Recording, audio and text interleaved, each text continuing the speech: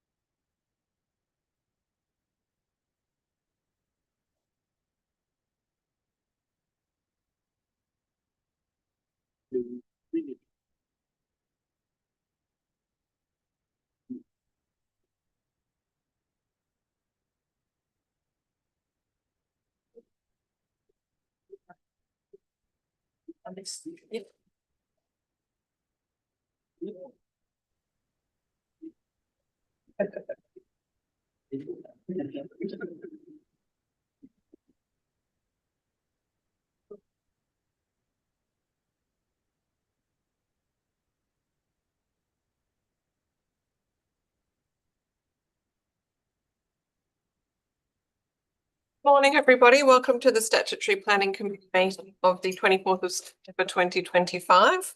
Welcome to those who are attending in person as well as those online. Our meeting is being live streamed and recorded and is available for viewing on our Commission's website and YouTube. Committee members may refer to technical devices throughout the meeting to assist them in considering the information before them and assisting with them in their deliberations.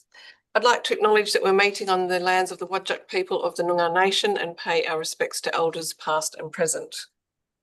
Attending in person today, we have myself, Deputy Chair Commissioner Heron, Member Franklin, Member Harmon and Member Knight, and attending online today we have Commissioner Adair, Commissioner Lakey and Member Moore. Commissioner Brooks is joining us but is going to be late to the meeting. I'll now go to disclosures of interest. In relation to the Part 11B development application for the service development in Bovell, Commissioner Heron has declared an actual impartiality interest in that Urbis, his former employer, are acting on behalf of the applicant for this item. And Commissioner Heron, I understand you'll be leaving on this item. On the same item, Commissioner Adair has declared a impartiality interest. Commissioner Adair, is that? Yeah. Saved impartiality interest in that daughter is working for Levin as part of the applicant team and has provided advice to the applicant. Members I won't participate. Won't participate.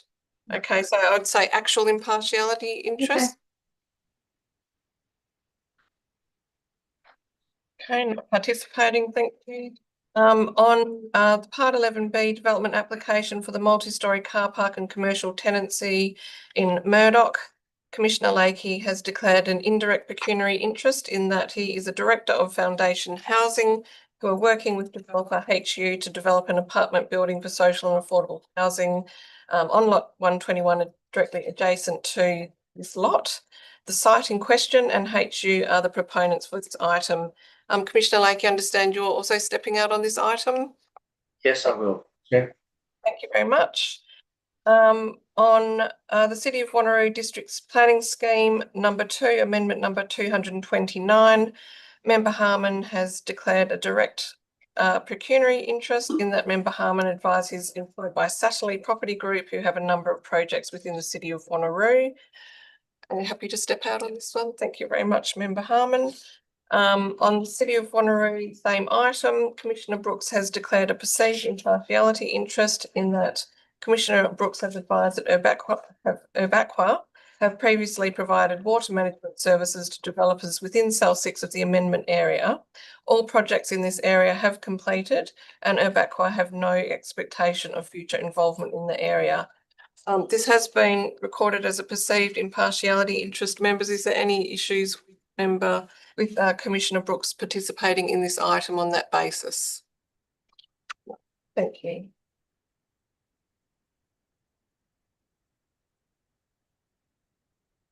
I have also declared an interest in relation to Part 11B, multi-storey car park at Murdoch. Thank you, Clive. And that is that I advise I'm a member of the Department of Planning, Lands and Heritage's market-led proposals committee, but I have abstained in any decision making on this matter from the market-led proposals perspective.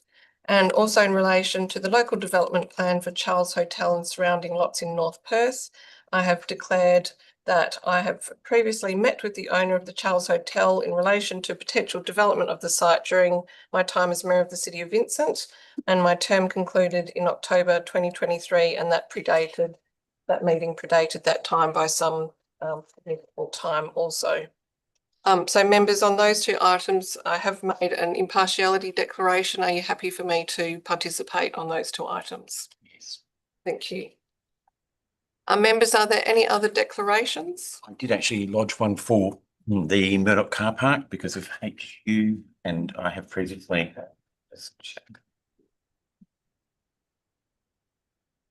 Okay, so another declaration in relation to the part 11B for the multi-storey car park in Murdoch, in that that is also a HU development and that you have previously provided. I said HU when I was employed by Urbis, yes. So on this one, are you declaring a? Yes, it would be an actual impartiality, so I will not participate. Thank you. Thank you very much. Any further declarations, members, or yes? Thank you.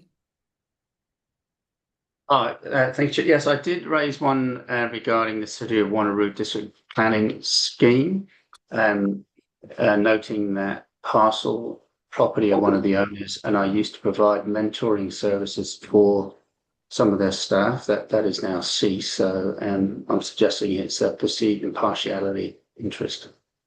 Thank you, Commissioner Lakey. So that was not planning related and it has ceased and there's no intent of continuing? Correct. Yeah, okay. I'm happy to accept that as an impartiality, saved impartiality, if other members are also happy to accept that. Yes, thank you very much. Any further declarations or declarations of representations? Okay, thank you very much. And members, can you please indicate that you have received and considered the agenda ahead of today's meeting?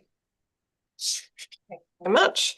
And noting that there is additional information for members at 1.5.1, including two recommendations which have been updated by the department. So just drawing your attention to that.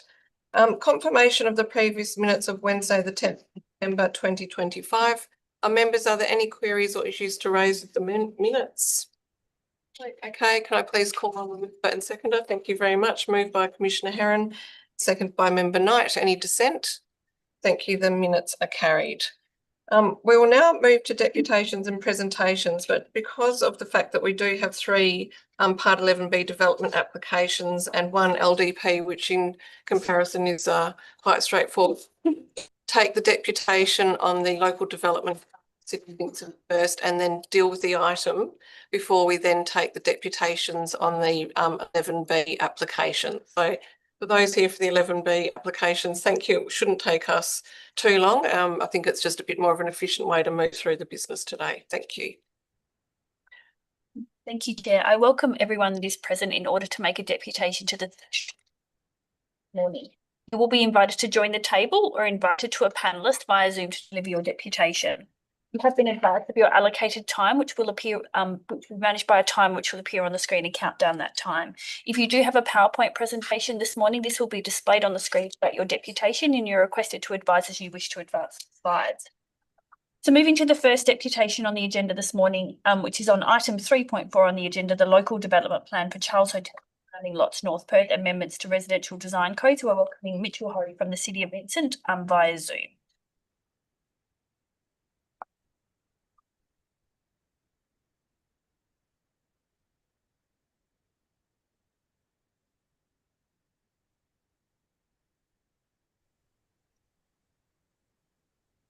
Good morning. Can you all hear me?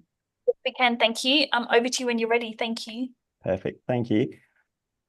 Good morning, Chair, Commissioners and members, and thank you for the opportunity to speak this morning.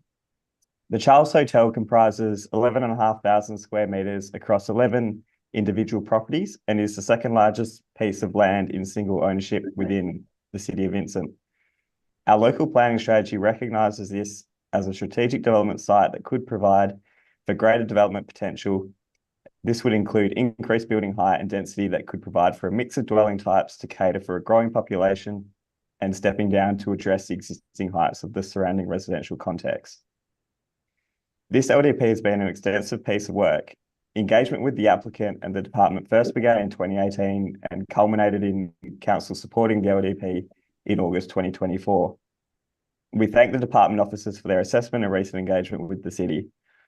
The site has various densities and zonings which are outlined in the officer report and raises some complexities for the site. The LDP aims to overcome these to guide the comprehensive redevelopment of the Charles Hotel to accommodate a mixed-use commercial, residential and hotel precinct. The LDP would align with the local planning strategy vision and would provide for a mix of land uses and over 200 new dwellings across the site. The built form would taper down from 8 stories, centrally located, to 2 to 3 stories at the edge, which integrates with the lower density residential context that exists. Approval of the LDP is an important step towards supporting the future redevelopment of this underutilised land. In relation to the officer recommendation, by and large, I would say that we are supportive of what has been recommended for approval.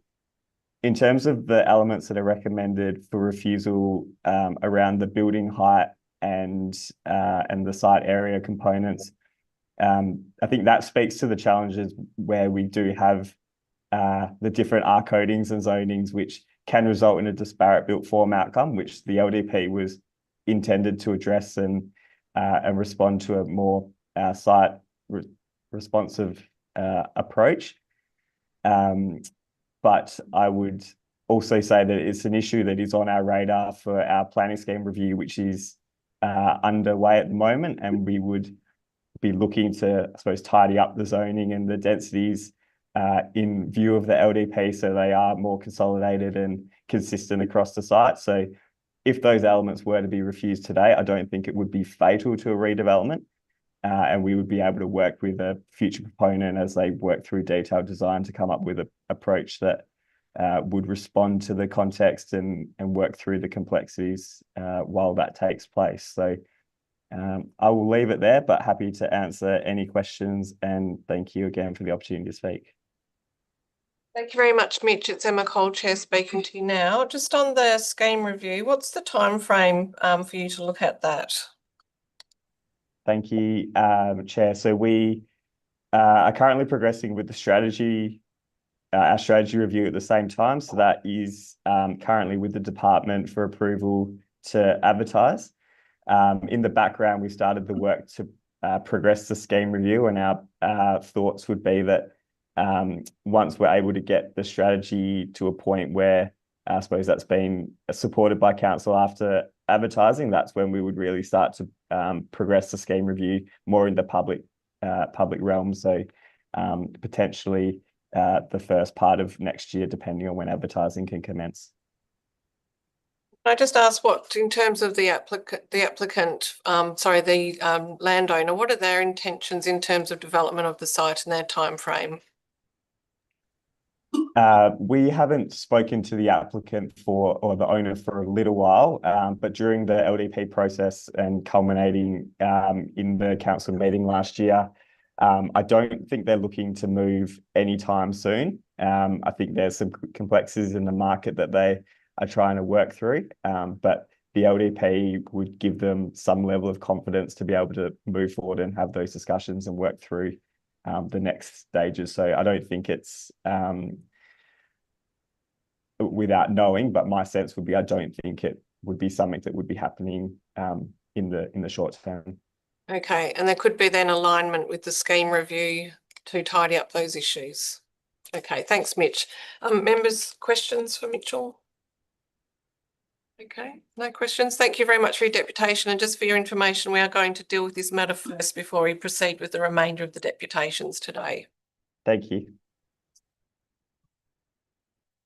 Okay, so we're going to pause our deputations for now and move to consideration of the item.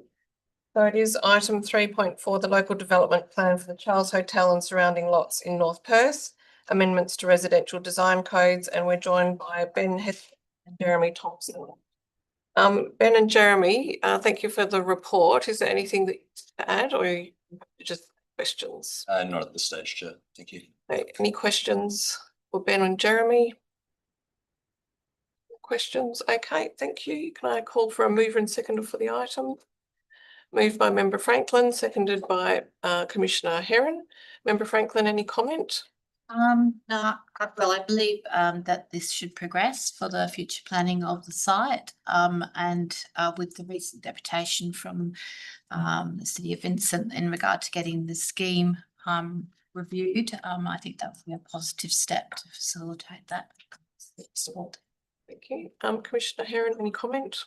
Just to say, I think that this is something to be promoted in relation to providing that greater clarity and certainty, which would enable landowners to have that certainty, whilst also providing the local government and the community with a bit of what's going to occur. Members, any further comments or questions? Okay. Any dissent to the recommendation? Thank you. That is carried.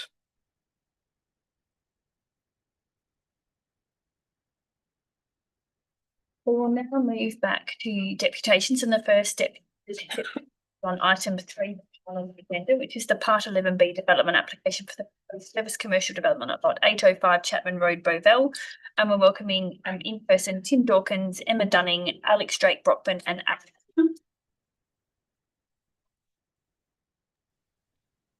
Chair, do you want me to just, how are you going to handle me? Megan, we will need you to leave, and I'll let you know when to do. Thank you. Okay, I'll leave. Thank you.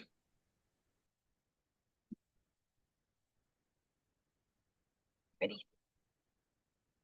Good evening, Statutory Planning Committee members, and thank you for your consideration of this matter. My name is Tim Dawkins. I'm a director at Urbis, and we are the planning consultants for this matter. I'm joined by my colleague Emma Dunning and the development director from Arise, Adam Drake Brockman. This application seeks approval for the development of a high-quality, high-amenity, large-format retail precinct for the purpose to be known as Home Q Busselton. The application is over a site located in the corner of Busselton Bypass and Chapman Hill Road in Bovell. The development will provide for the growing, large-format retail needs of an expanding community within Busselton and the wider southwest region. Over the past year, we've worked with the SDAU to refine the application, and what is presented on the agenda is a well-structured recommendation for approval.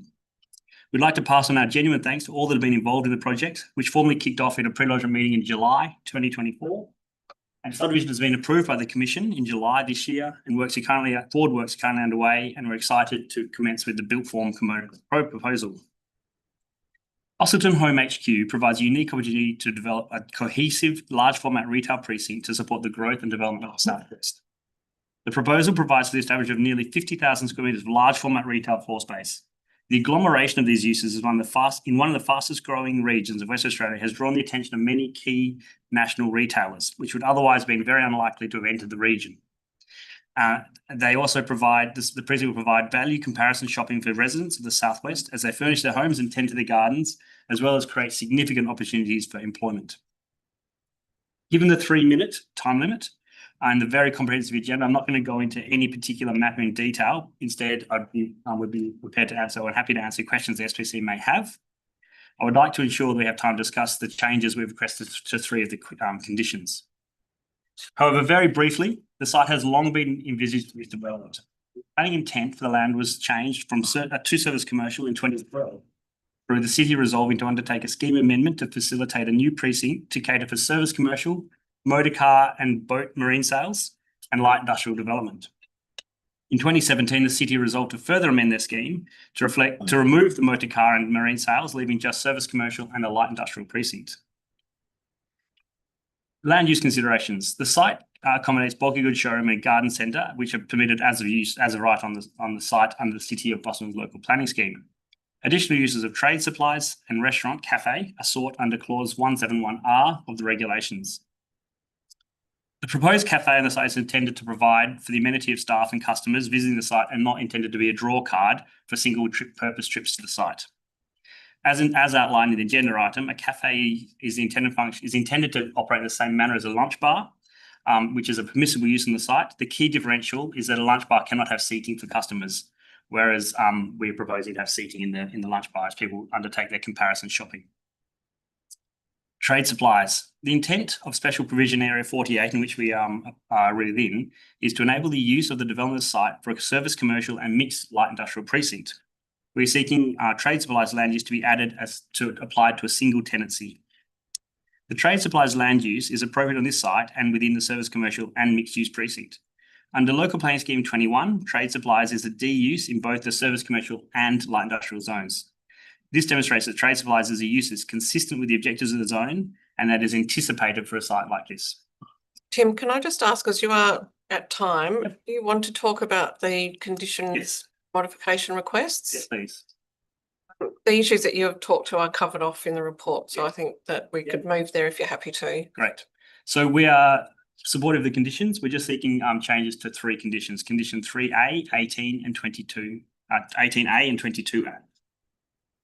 Condition 3A is the most important. When we originally lodged, we proposed 4 pylon signs, which is very standard for a proposal of this nature. However, we're now seeking only approval for 2. P1, which is on the corner of Busselton Bypass and Chapman Hill Road, and P2, which is the main entry way up Chapman Hill Road. We would respectfully request that condition 3A is worded to update the reference to P1 from P1 to P3 as the pylon is being removed. Reduce the height of P1 to 8 metres from the proposed height at the moment, and reduce remove the requirement for P2 to 8 metres, so it goes back to 10 metres as proposed. Thank you. And That's clear. It's because it's pretty complicated. It's okay. I know that you've provided this through the SDAU, so I think that we'll be able to work through it onto the item. You don't have an image of the signage to show, do you? If you go to the last slide on the slide deck, if possible. Sorry, does it want to move?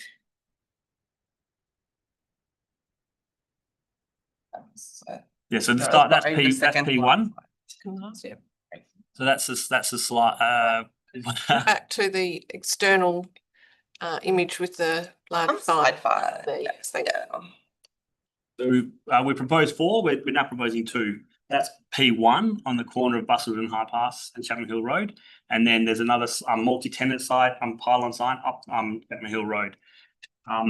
The sign on the other side of Busselton Bypass in the service commercial area is already standing at 8 metres, and that's a standard height for a sign in the service commercial area.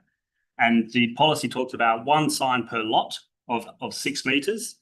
However, that's an as of right thing. Given we have subdivision approval for 3 lots, we could have 3 signs. We're proposing 2 signs now, and the signs would be slightly higher because of the size and scale of the site. That sign will be 8 metres. The one up Chapman Hill Road will be 10 because of the nature of the number of tenancies. It's a multi-tenant sign, and be able to fit them all on, we need to have that 10 metre high sign. Just for clarity, 8 metres for P1 and 10 metres for P3. Okay, thank you. Yeah, if I may, just for clarity, that render shows that P1 at 12 metres, so requesting it be reduced to 8, so it'd be substantially smaller than. Thank you. Condition 18A, we're simply seeking a change into the timing of the condition. Due to the complexity and scale of the development, it's we're hoping to be able to have that condition to be changed to the prior to occupation rather than prior to the submission of the building permit, just to give us time to conceive our public art and get the development started, rather than having to involve it prior to the building permit, which is a complicated thing, engaging artists and all this. Is it something, can I just, on that one, is it not something that you want to integrate? Is it something that will be a standalone art piece? We haven't decided. We want to genuinely go through the process. We haven't engaged an artist, but it will be either or. It will be something that will be applied to the building or a piece of art standalone. But we want to make sure that we can actually do that rather than rushing it and just forcing it to be done in a hurried manner. We want to actually appoint the artist and allow them to go through the appropriate process. Okay. And as well as part of that, we want to make sure the words relevant stage of developments added in to part B of the condition, so that as it gets developed in stages or occupied in stages, the public art can be applied. Okay, thank you. Condition 22A is about the charging of electric vehicles. We are fully on board with this. It's a really appropriate spot to have electric vehicle charging. It's just that we're on a microgrid and the power consumption is not confirmed at this point in time. So we just want to make sure that we can accommodate those in time. So we're seeking the words added to the end of condition 22A to be electric vehicle charging infrastructure to be in the location set out on the approved development plans, which simply shows that the car bays are there rather than being applied in the state. Thank you very much. We will come to that when we deal with the item, and Paola de Perna does have that wording. Members, any questions of the deputies? Go ahead, Member Harmon. Tim, in the report it mentions there was a change in land use for, I think it's T1, originally lodged as just blanket bulky goods showroom, and then now changed to trade supplies and other things. What was without giving too much away, what was the driver for that? It was just the characterization of the land use. So there is a land use in mind, which people have suggested there could be one or the other, and it is simply a grey area. So for the avoidance of all doubt, we wanted both land uses to be approved at the site, because it was put to us through the submission period that it would potentially could be considered a trade supplies. And we're saying it's either or. It's very grey in the definition, and having done a sweep across the metropolitan area, it's approved as either uses consistently or inconsistently approved as one or the other. It can be either use. So it's really just basically making sure that that use is covered. So when we seek out occupancy permit, there's no questions around that. And so the tenant that's envisaged for that box can operate under both. Correct. They're happy to operate under both. Well, no, it's that they have a set Either. Yeah, they can operate on either. Yes. It's really about someone else. The greyness of the definition of land use characterization means that it's not 100% clear what use they could be, and we want to take away that doubt to say that particular tenant is allowed in this precinct, regardless of whether someone might think it's a trade supplies or. Thank you, members. Any further questions? Yes, go ahead, Member Franklin. Yes, thank you for your presentation. In regards to these land uses, in the longer term, how do you envisage to securing certainty over the site in regard to those uses such as the cafe, restaurant, and the trade supplies? Could it not be the case once they're introduced that they could apply to other tenancies? Or They're marked specifically on the plan, so it only apply, and there's actually a condition which actually limits them to particular tenancies. So all of the uses can be bulky goods showroom, and the specific use that can be specific site can be trade supplies, and the specific site, a very small one, which can be a restaurant / cafe. okay, so it's only tied to development, but we have seen more recently how development has then been used to facilitate new redevelopment of sites on the basis of the development approval previously. I'm just wondering, these uses are actually incidental uses to the main uses of the cafe, I would suggest is, but for the avoidance of doubt, we wanted to be clear that was a cafe use. The developers have done these sorts of estates widely, and they're a very important part of undertaking that shopping experience, having a comparison shop, looking at mattresses or whatever, and then saying which one did you like. So that's really part of the process. So it's not about attracting anyone out of any other precinct. No one's going to come and just have a coffee and leave. It's about the amenity of the estate.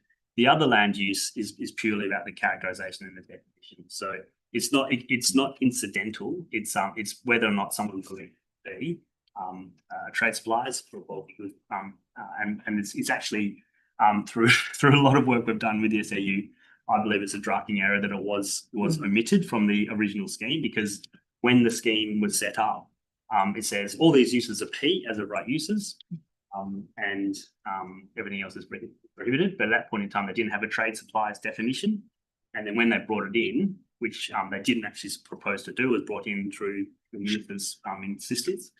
It was not brought into the specific clause 46 of this site. So in the longer term, it's not envisaged that those two uses will be provided for. I think it will be, and the model scheme, the consistency work that the commission's doing suggests that trade supplies would become a D use in all service commercial zones. So it's actually something that's The cafe restaurant. yeah, the cafe restaurant. If I may, the City of Busselton currently are preparing their draft scheme. It hasn't, I think it's still in the process prior to going up to the Minister for advertising. Obviously, through the advertising phase, Arise will put forward a submission to say that in that SP 48 with the list of approved permitted uses, we'd be submitting that we enter trade supplies and restaurant into that as well, so that then captures it as the permitted use. Whether that goes forward or not, obviously, Yeah. has to be seen. But then in case in point, then you could have restaurants and cafes in other parts of the development. No, it's specifically limited to one tenant. Yeah. But Okay, that's what you do in the scheme amendment. to do that, so then you'd have it as your permitted use, but to ensure that it's there, or And limit it in size and scale. There's ways you can do that. Okay, thank you for that. Thank you. Any further questions? I wouldn't mind asking you about the landscape buffer. It's something that the City of Busselton has been quite wedded to, and I note that there has been a sort of concerted effort to look at the way this is landscaped. But could you just, for the benefit of the committee, outline what the constraints are in increasing the buffer by 2 or 5 metres? Yeah. I suppose just kind of going back to basics, the scheme has a number of requirements relating to landscaping and setbacks. I think there are about 5 or 6, for example, 24-metre building setbacks from Bypass Road, 2-metre landscape buffer down Chapman Hill Road, etc. And I think from the outset when we started developing the design for this site, we that's obviously the starting point. Let's comply with every single requirement spelled out in the scheme and the structure plan, which we did. The talk about the buffer and the requirement for a buffer along Busselton bypass really came up probably later in the process. We've obviously been doing this for about 1.5 years. And I think our position was that we had complied with every requirement spelt out in the planning documents. And while theoretically we could have increased the size of the buffer, had that been a requirement from kind of day one, and we would have, it wasn't actually strictly a requirement of the planning documents. And so we'd kind of moved to the point where from a practical perspective, it's very difficult to actually kind of retrofit in those changes. So as Tim mentioned, we're already on site undertaking subdivisional works as part of WAPC subdivision approval. There's an extensive interconnected wetland network that runs around the perimeter of the site, and that's being constructed as we speak. It's been quite a long and difficult process to design that using hydraulic engineers, civil engineers, and the civil contractors currently shaping it as we speak. So I won't say we can't do it. Everything's possible, but it would cause quite a large disruption to the works under being completed, and it would require a wholesale redesign of the site. That would have commercial ramifications. We've got a number of deadlines, as you might imagine, with some of our key tenants, and if we don't hit those deadlines, they have termination rights. So in a physical sense, we could accommodate it. The reason we didn't is because they weren't kind of black and white requirements, and it's essentially come up too late for us to accommodate it from a commercial perspective. We also looked at it from the point of view of the function of the buffer. What is it there for? What's the purpose it's intended to serve? It's serving 2 things. One is a visual screen, and one is the water functionality of the site. And we can accommodate both those things in the way that it's been designed. We've driven up and down the bypass road a million times, not a million, but many times. And I know Powerless team has taken a site visit. And when you actually look at the existing vegetation, the capacity for the screening, even if you factor in the duplication of the bypass, we've been very able to give ourselves confidence that that screening and buffer will still exist. It can provide the water function that it needs to provide and provide the screening function, and doesn't bring in complications with bushfire if it's overly vegetated, which is another layer of complexity. So all these things have been balanced out together to create an optimal solution where we're very confident that you'll get that aesthetic as you come down. And we did undertake quite a robust assessment of kind of the context and character of the area once this item came to light. And I think if you look at similar sites along Bustleton bypass nearby and also further afield, what we're proposing has denser vegetation than a lot of the sites. And I don't have the names in front of me, but we provided some examples to STA View throughout this process to kind of show what we're proposing is not just consistent with the surrounding context and the area, but it goes above that level. I know that the City of Bustleton, I think there's a particular number, that 20 metres that they have kind of gravitated towards. And I suppose to Tim's point, from an intention perspective, we think that we're achieving the intention. We think it's consistent with the surrounding area, and there's no real reason, as we see it, to really claw onto that very specific number. Thank you. Thank you very much. Any further questions? And thank you for your deputation today.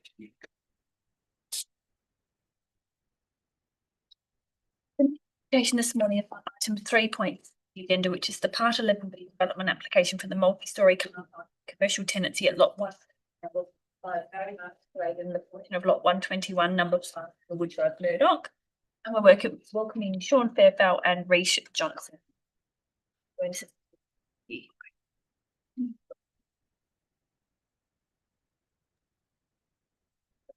And I'll, through the chair, I'll leave the meeting.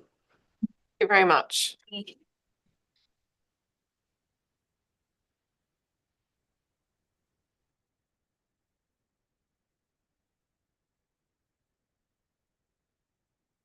We'll just wait for Commissioner Adair to rejoin. Just wait for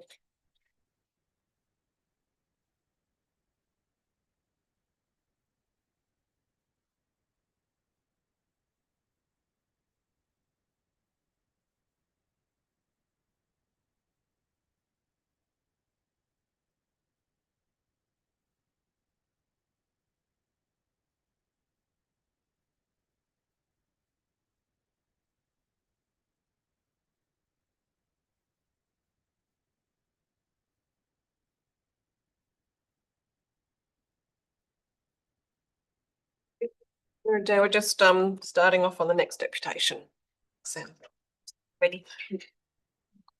Committee members, thank you for the opportunity to address you this morning on what is, we think, a critical development in relation to the ongoing operation of the Fiona Stanley Hospital and that associated precinct, particularly during construction of the next portion of that, or the new hospital that's going to be included in that precinct.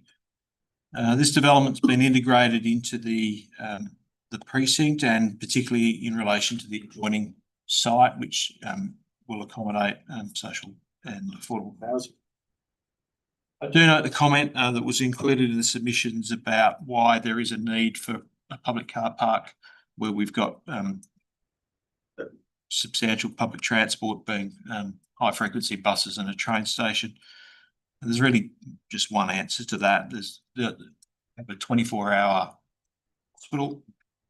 Fortunately, public transport doesn't work to the same timeframes. So there is a need to accommodate staff, critical staff, by way of safe access to the hospital during hours that they can't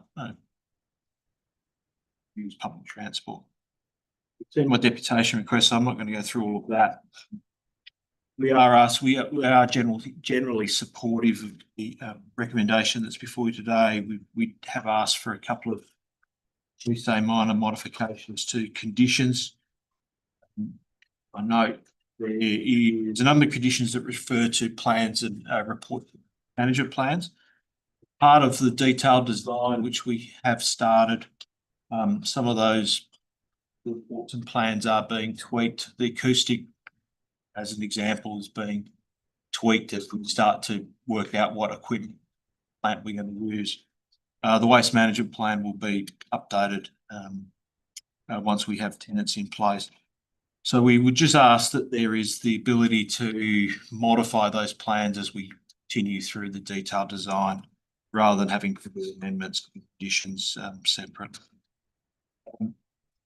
We've also asked for the removal of the tree protection condition. There's no trees on the site or the vicinity of the site, so we don't need to have that condition. We would ask that the signage, provision of a signage plan be delayed until we need signage rather than prior to a building permit. We won't have all the tenants' details finalised prior to a building permit, so we just like to delay that one if we would. Excuse me, Sean, sorry, I just wanted to check, have you seen the revised DPLH recommendation? I have not, no. Okay, because many of the requests that you have put forward have been included in a revised recommendation. We support that. Not all of them, but the majority. All right. So in relation to item condition 10, that's not supported in terms of removing the 3 large trees and having 5 small trees.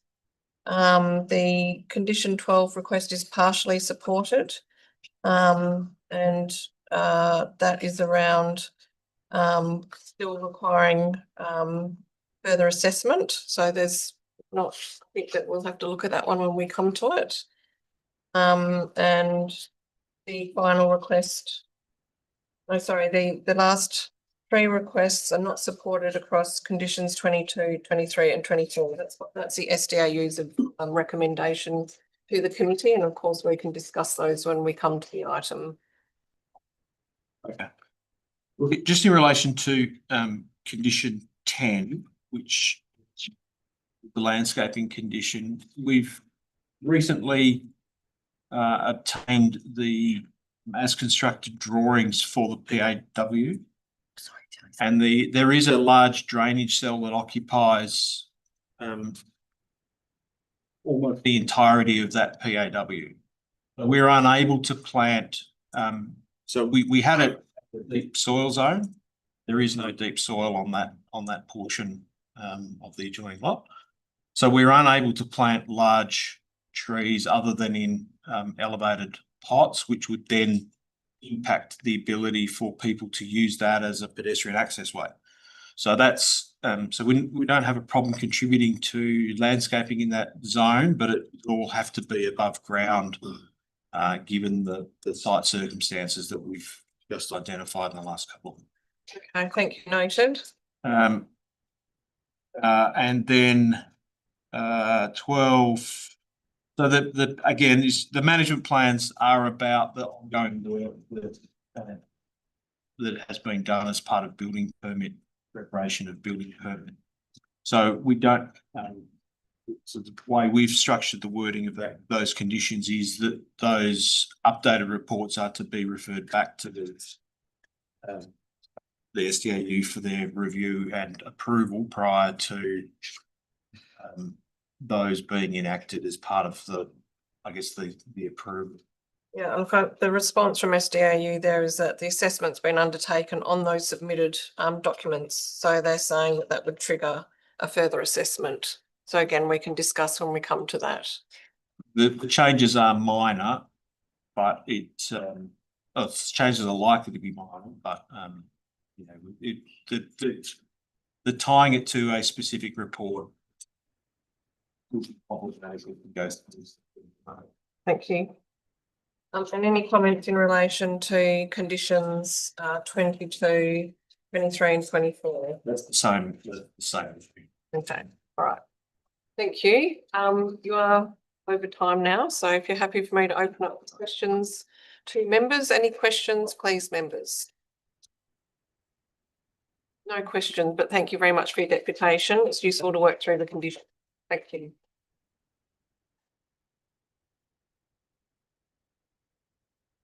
We will now invite Commissioner Lakey and Harris to the meeting and move to the next deputation, which is on item 3.3, the part 11B development application, the Narrogin Wind Farm and battery energy storage system at various lots at Williams, Condon and Clayton and Coucher Roads in Williams and Dumbarton. And we are welcoming Brian Lang via Zoom morning.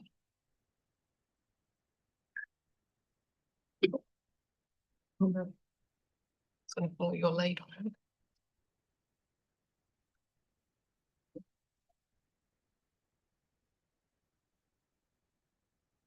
Excuse me, Brian, if you can hear us, I will need you to accept the promotion to panelist in order to participate in the commission meeting this morning.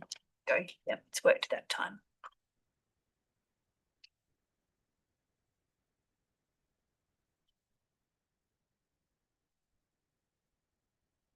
Good morning, Brian. If you can hear us, may I ask that you turn your audio and video on so you participate in the meeting this morning? Morning, can you hear us? I certainly can, loud and clear. Thank you very much for taking me. You're welcome. Over to you when you're ready. Thank you. Thanks very much. My particular concern relates to the proposed placement of 12 wind turbines within about 3 kilometres of my house. 3 kilometres is a figure which is approved by the local shire and is consistent with the proponent's neighbourhood benefit scheme, which actually extends out to 3.5 kilometres. I would like to draw your attention to figure 7.2, which you may or may not have in front of you, but it's on page 1098 or maybe on page 1190. The printout shows a map which has the proposed turbines marked, previously proposed turbines marked in orange and the newly proposed ones marked in yellow. Additionally, it shows contour lines for 35 decibels. But what it doesn't show is the location of any sensitive use structures, and it does not show the actual distance from the turbines to sensitive use structures. From the point of view of transparency and completeness, it ought to do so. Residents and landowners should not be left to estimate distances from the scale on the map. Equally, we should not have been left to discover on page 1098 or maybe 1190 of a 2,293 page document significantly relevant information. From the point of view of being principled, it should have been formally drawn to the attention of those directly affected and not just become available a few days before this meeting. Now, my property is located in the lower centre of the map, bounded by Williams Condon Road and on the east by Cornwall Road. Cutting through the centre of the block are both the yellow and the orange contour lines. These contour lines both appear to me to be going through the living room of my primary house and to enclose both my occupied second house and my workshop. This is unconscionable and egregious, the more so when you consider the nature of the decibel contour lines. They're not markers declaring one side things are perfectly acceptable and the other not. They should be seen as moving, flexible lines, varying daily and more properly drawn as broad bands reflecting probabilities. There is a direct line of sight from the towers to my house. Little vegetation, no hills. Winds from the west, northwest, north and northeast will shift the decibel contour line well beyond my home. The wind shear effect will likewise move the contour line, exacerbating the noise level, and the reduced air density in summer will contribute to the extending the zone affected. My property is likely to be swamped by noise pollution and pulsating disturbances, making it effectively unlivable. I should further make the point that in the original proposal, there was one tower about 1.5 kilometres from my property. Now there are to be two. There were 2 towers within 2 kilometres. Now there are to be 6. There are 6 towers within about 3 kilometres. Now there are to be 12. Whilst point source waves attenuate according to the inverse square rule and the decibels are calculated logarithmically, there is still a degree of addition. With all of these factors in mind, the new proposal allows for, well, I'm sorry, I'll put this to the new, the 12 towers, all these adjustments mean that the contour lines should not be and cannot possibly be the same. They must vary because of the different factors involved. 12 towers within 2.3 kilometres compared to just 6 in the past means that the contour lines need to be different. They are not in the proposal, and therefore I ask respectfully that the proposal as it is presented be rejected, or that the proponents enter into discussions with a view to outright purchase of my property, not at market value, but at a value that reflects the disturbance and the inconvenience to me, the replacement value of the house, a goodwill component, and a component which reflects the historical value of the main house. In addition, if such a purchase is to be effected, there should be a clause requiring the upkeep and maintenance of the house. Whilst the house is not listed on the State's Heritage Register, it is listed locally as having historical significance. And I've gone over time, and I thank you for indulging me in those few moments. Thank you very much for your deputation, Mr. Lang. We appreciate you joining us as a nearby landowner. And we take your comments seriously. We will pick up on many of the questions that you've asked when we come to this item. I will now open up for questions from any members. No questions for you, but thank you for raising your concerns. Thank you.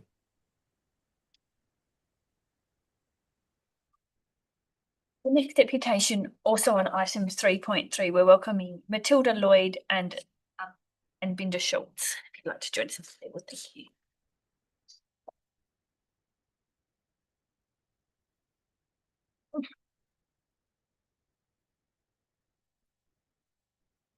Thank you, Chair and members. I'm Matilda Lloyd from Bailiwick Legal. I represent Stephen Schultz, his wife, and son Lewis, who are neighbouring landowners to the proposed development. Mr. Schultz and his family are also part of a landowner group that neighbours the project, that have been opposed to the project and object to the current proposal being put forward. Now, the reasons for that objection is one, in relation to setbacks. Now, the proposal does not comply with the Shire of Williams or the Shire of Narrabeen's respective local planning policies in relation to setbacks. My client urges the committee to impose a condition that the proponent must strictly comply with both Shires' setback policies. Number two, noise. Now, the revised acoustic report details the effectiveness of noise curtailment, but does not address an appropriate noise complaint system or any ongoing or complaint-driven noise monitoring procedures for neighbouring land holdings. The report recognises the WA noise regulations, yet also utilises the South Australian noise guidelines. It is unclear which noise regulations the proponent is required to comply with for each of the neighbouring boundaries, including my clients. Is it the 60 decibels in the WA noise regulations or the 40 decibels in the South Australian guidelines? And clarify, it will be the WA noise regulations that they are obliged to comply with. Thank you, Chair. My client, you've answered my last point there. So my third and final point is in relation to visual amenity. Now, the proponent has asserted that the recent removal and relocations of turbines was to reduce visual impact to the town of Williams and adjoining rural residential zone land that might be developed in the future. However, the reduction in turbines has certainly not reduced the visual impact to my clients, in particular to their residence and workshop at 1195 Glenfield Road. There is also an inaccuracy assessment in the landscape and visual impact assessment in relation to viewpoint 19, which is northwesterly view from Graham Road. Now, this location will host transmission lines as well as a Western Power terminal and the Western Power laydown area, which is to be located approximately 125 metres and 50 metres from this viewpoint. Now, the effect of this project on the viewpoint is considered moderate and not significant in the report. However, my client has boundary patches surrounding the east and southern sides of this viewpoint, which are used for grazing livestock. Graham Road is also used as a major stock and machinery route from my client's business, and he traverses this road daily. The proponent has failed to identify this in the traffic report and adequately make provision in the visual and landscape assessment. Any increase to the traffic of both Glenfield and Graham Roads will have a direct impact on my client's ability to move machinery and stock, causing a significant impost on his farming business. Given the inaccuracies of this assessment, we urge the committee to impose a condition that the proponent undertake further landscape and visual impact assessments as well as traffic management plans in consultation with the Shire of Williams, the Shire of Narrabeen and neighbouring landowners. I reiterate that my client strongly objects to this development. Thank you very much for your deputation today. Members, are there any questions? Yes, go ahead, Commissioner. So can I clarify the zoning of the property in question? Is it a rural property or rural lifestyle property, or? It's a rural property, it's a farming operation. So it is a working farm? Correct. Okay. It's through residents. Thank you. Any further questions? Thank you very much for your deputation. I understand that you also have a second deputation with another neighbour. Yes, thank you. And that is Lewis and Clayton Hardy. Yes, they're unable to join us today. Able to join. So, so like I said, I'm Matilda Lloyd from Bailiwick Legal. I represent another neighbouring landowner, Lewis and Clayton Hardy, and their families who reside on the properties. They are also part of the neighbour group that is directly opposed to this development. Now, my client strongly objects, again, based on setbacks. The proposal does not comply with the Shire of Narrogin and Shire Williams setbacks, and this is a key issue for my clients. The proponent has undermined both shires by repeatedly ignoring respective local planning policies. And I again urge that a condition be imposed that the proponent strictly comply with both planning policies. Now, the second point is noise again. Like I said, the acoustic report details the effectiveness of noise containment, but not monitoring.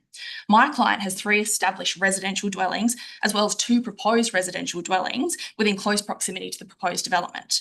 The first proposed residential dwelling on the northern side was within 1 to 1.4 kilometres of 4 proposed dwellings based on the most recent plans.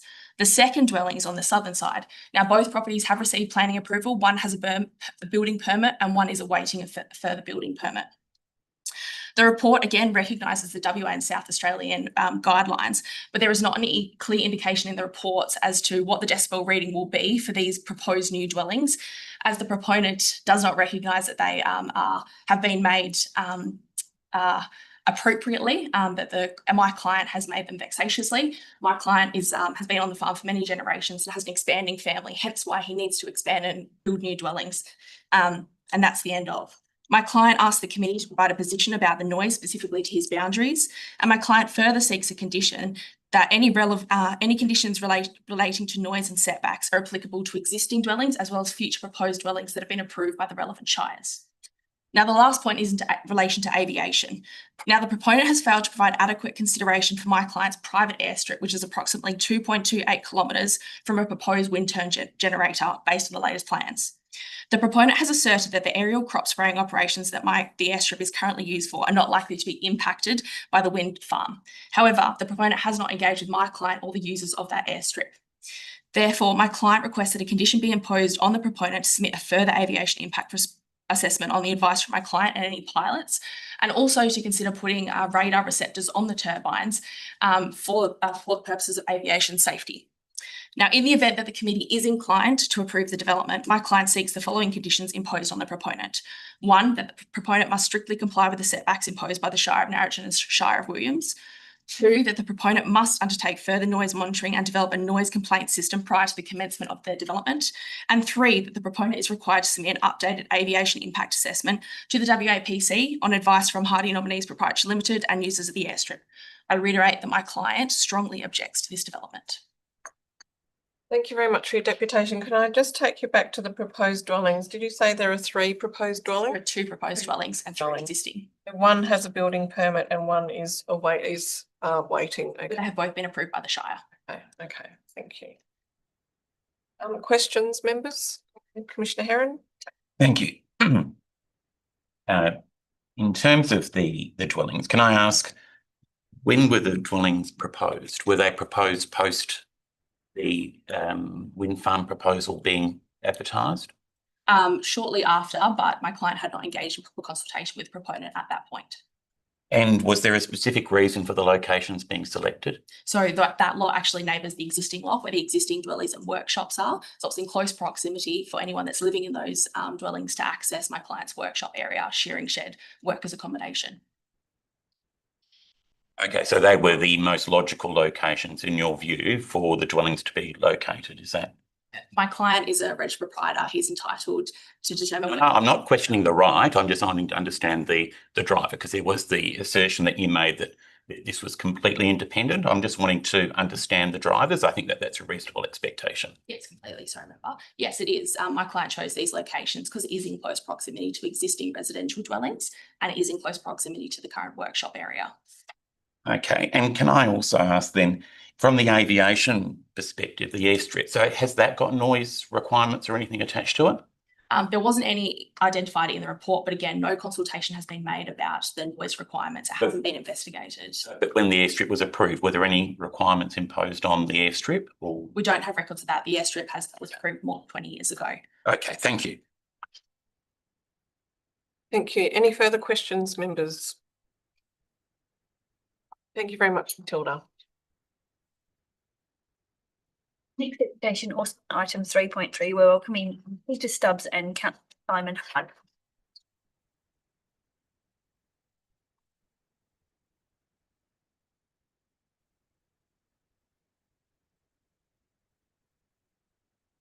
Chair, Commissioners and committee members. My name is Peter Stubbs. I'm the CEO for the Shire of Williams. With me is Councillor Simon Harding. Apologies from our Shire President, Councillor Jared Logie.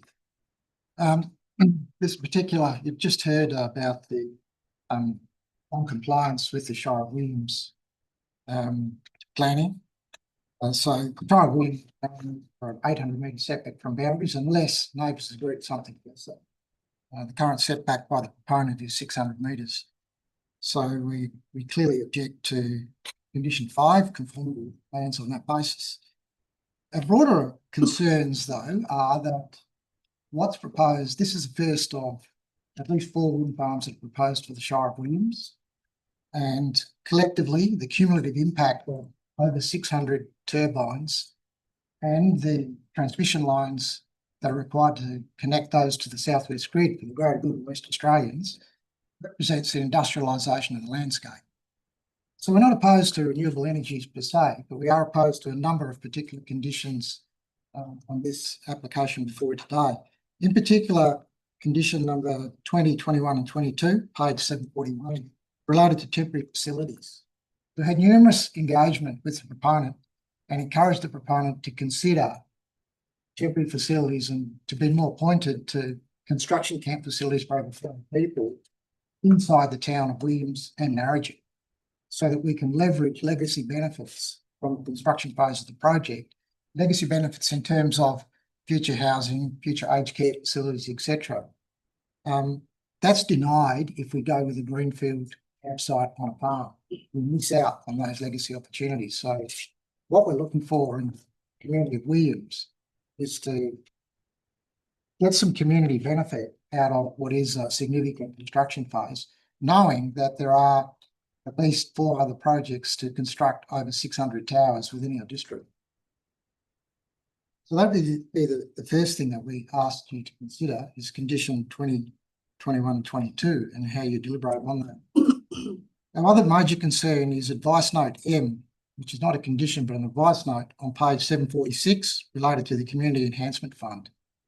What we're really doing here in simple terms is a global company, global executives, effectively deciding on how a community enhancement fund is used.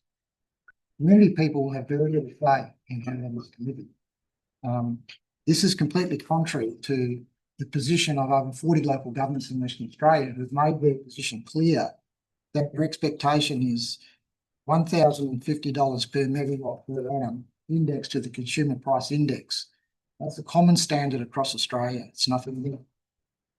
That standard is not referenced by the proponent. So the proponent really wants to control how that community benefit fund is used. And in doing so, we risk losing out on intergenerational opportunity for the communities. By that I mean future aged care facilities, childcare facilities.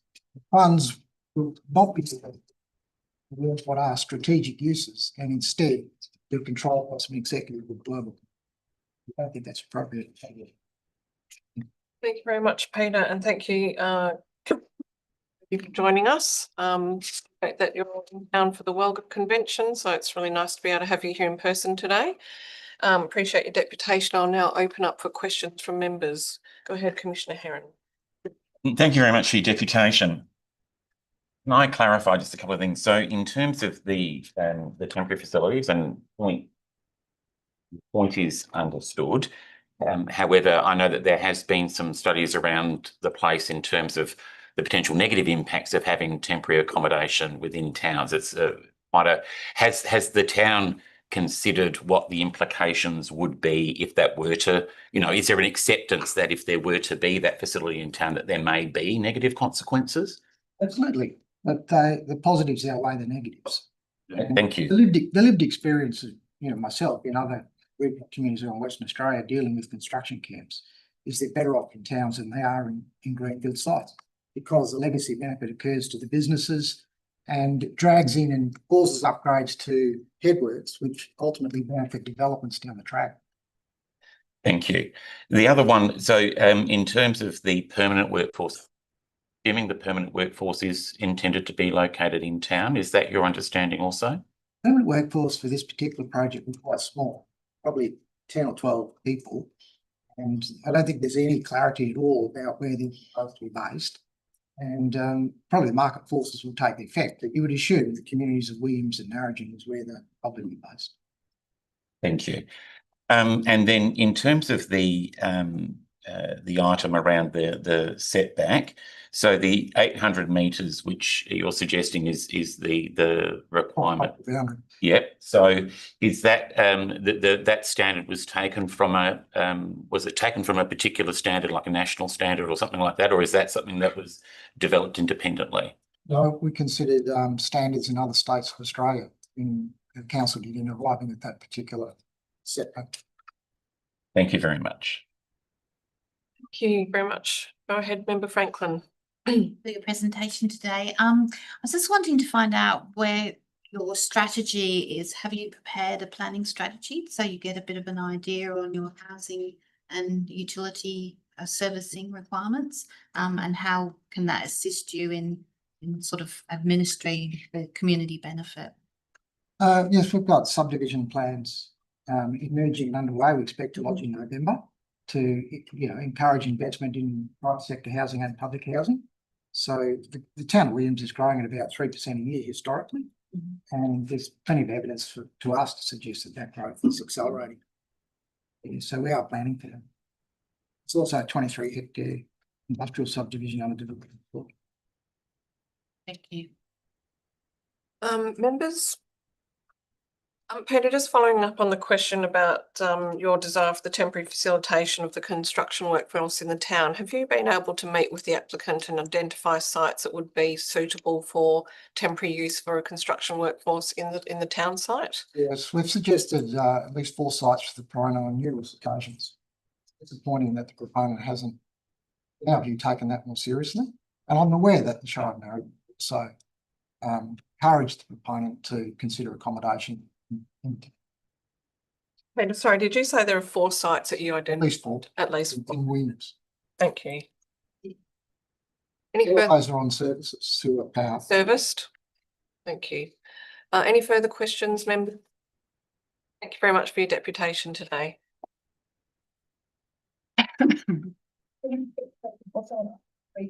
On the agenda, we work the Lee Ballard, Councillor Graham Broad, and Dale Stewart.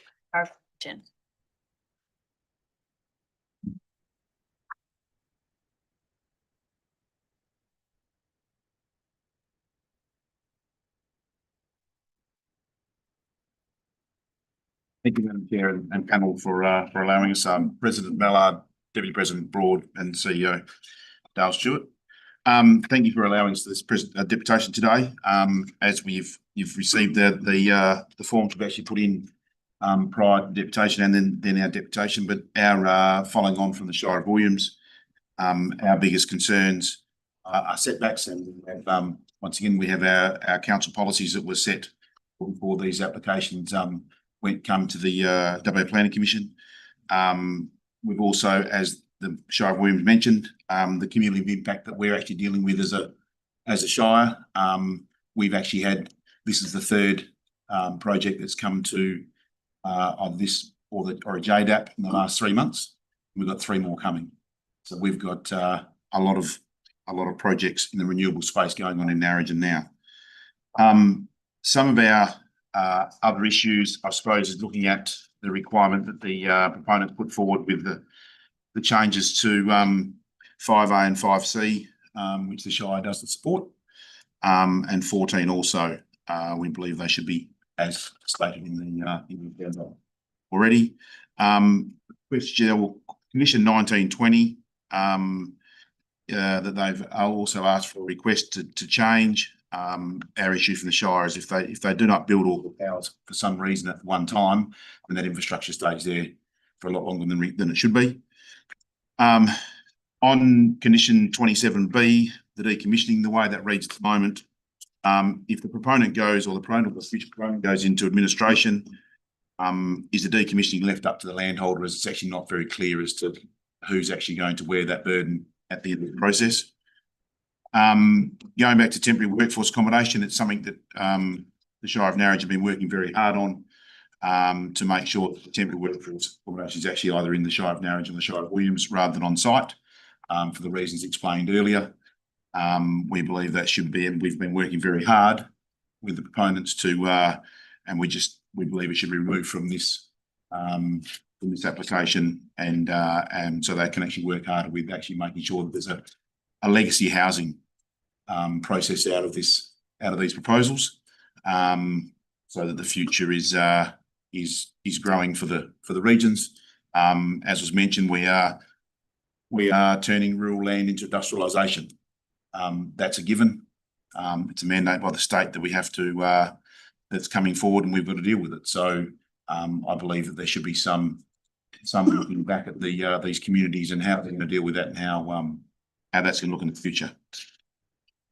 That's all I've got. Thank you very much for your deputation and for joining us in person today, Dale Lee and Councillor Broad. Great to have you here. Appreciate your comments that you've made today, and we can work through some of those issues that you've raised when we come to the item. I'll now open to questions from members. Yes, go ahead, Commissioner Heron. I suppose further to the question that was asked to the Shire of Williams, were there sites identified for the proponents in terms of within the town site? Yes, we've actually had sites identified that we've actually taken the proponents to those sites and shown them that yes. Thank you. Secondly, can I ask, in terms of and I take the point in terms of industrialisation, has there been, and understanding the notion of cumulative, obviously that can't be placed on this particular proponent, and as you would appreciate, has the Shire, however, also looked at what potential economic benefits could be applied in terms of the community? I'm assuming that there is some engagement with the state government more broadly beyond the planning side in terms of economic development. Yeah, we've been in consultation with the state government for a number of years now on regards to both the economic benefit from it, but also it's the cumulative impact that we're be most obvious with health services, with education, with roads, with everything else that's going to these projects are going to bring to the local government, which gets zero funding out of the land base because they don't wish to deal with all the issues post. Thank you. Members, any further questions? Thank you very much for your deputation.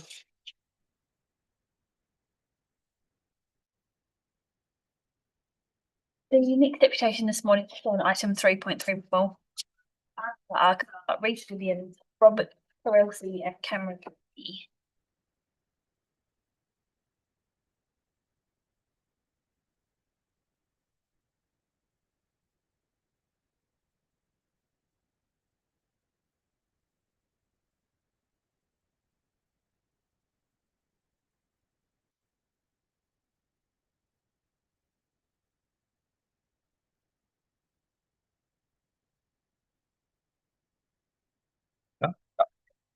Morning, Chair and members of the committee. I'd like to thank you for the opportunity to speak here today.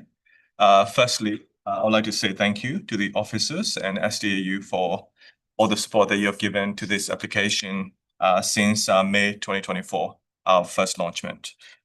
I'm Arka. I'm a state leader for NEO and Australia in WA.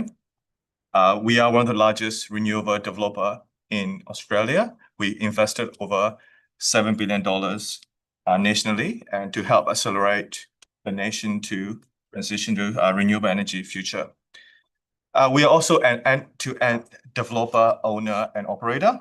So what it means is we develop and invest from the grassroots level, and we will operate the project for the long term.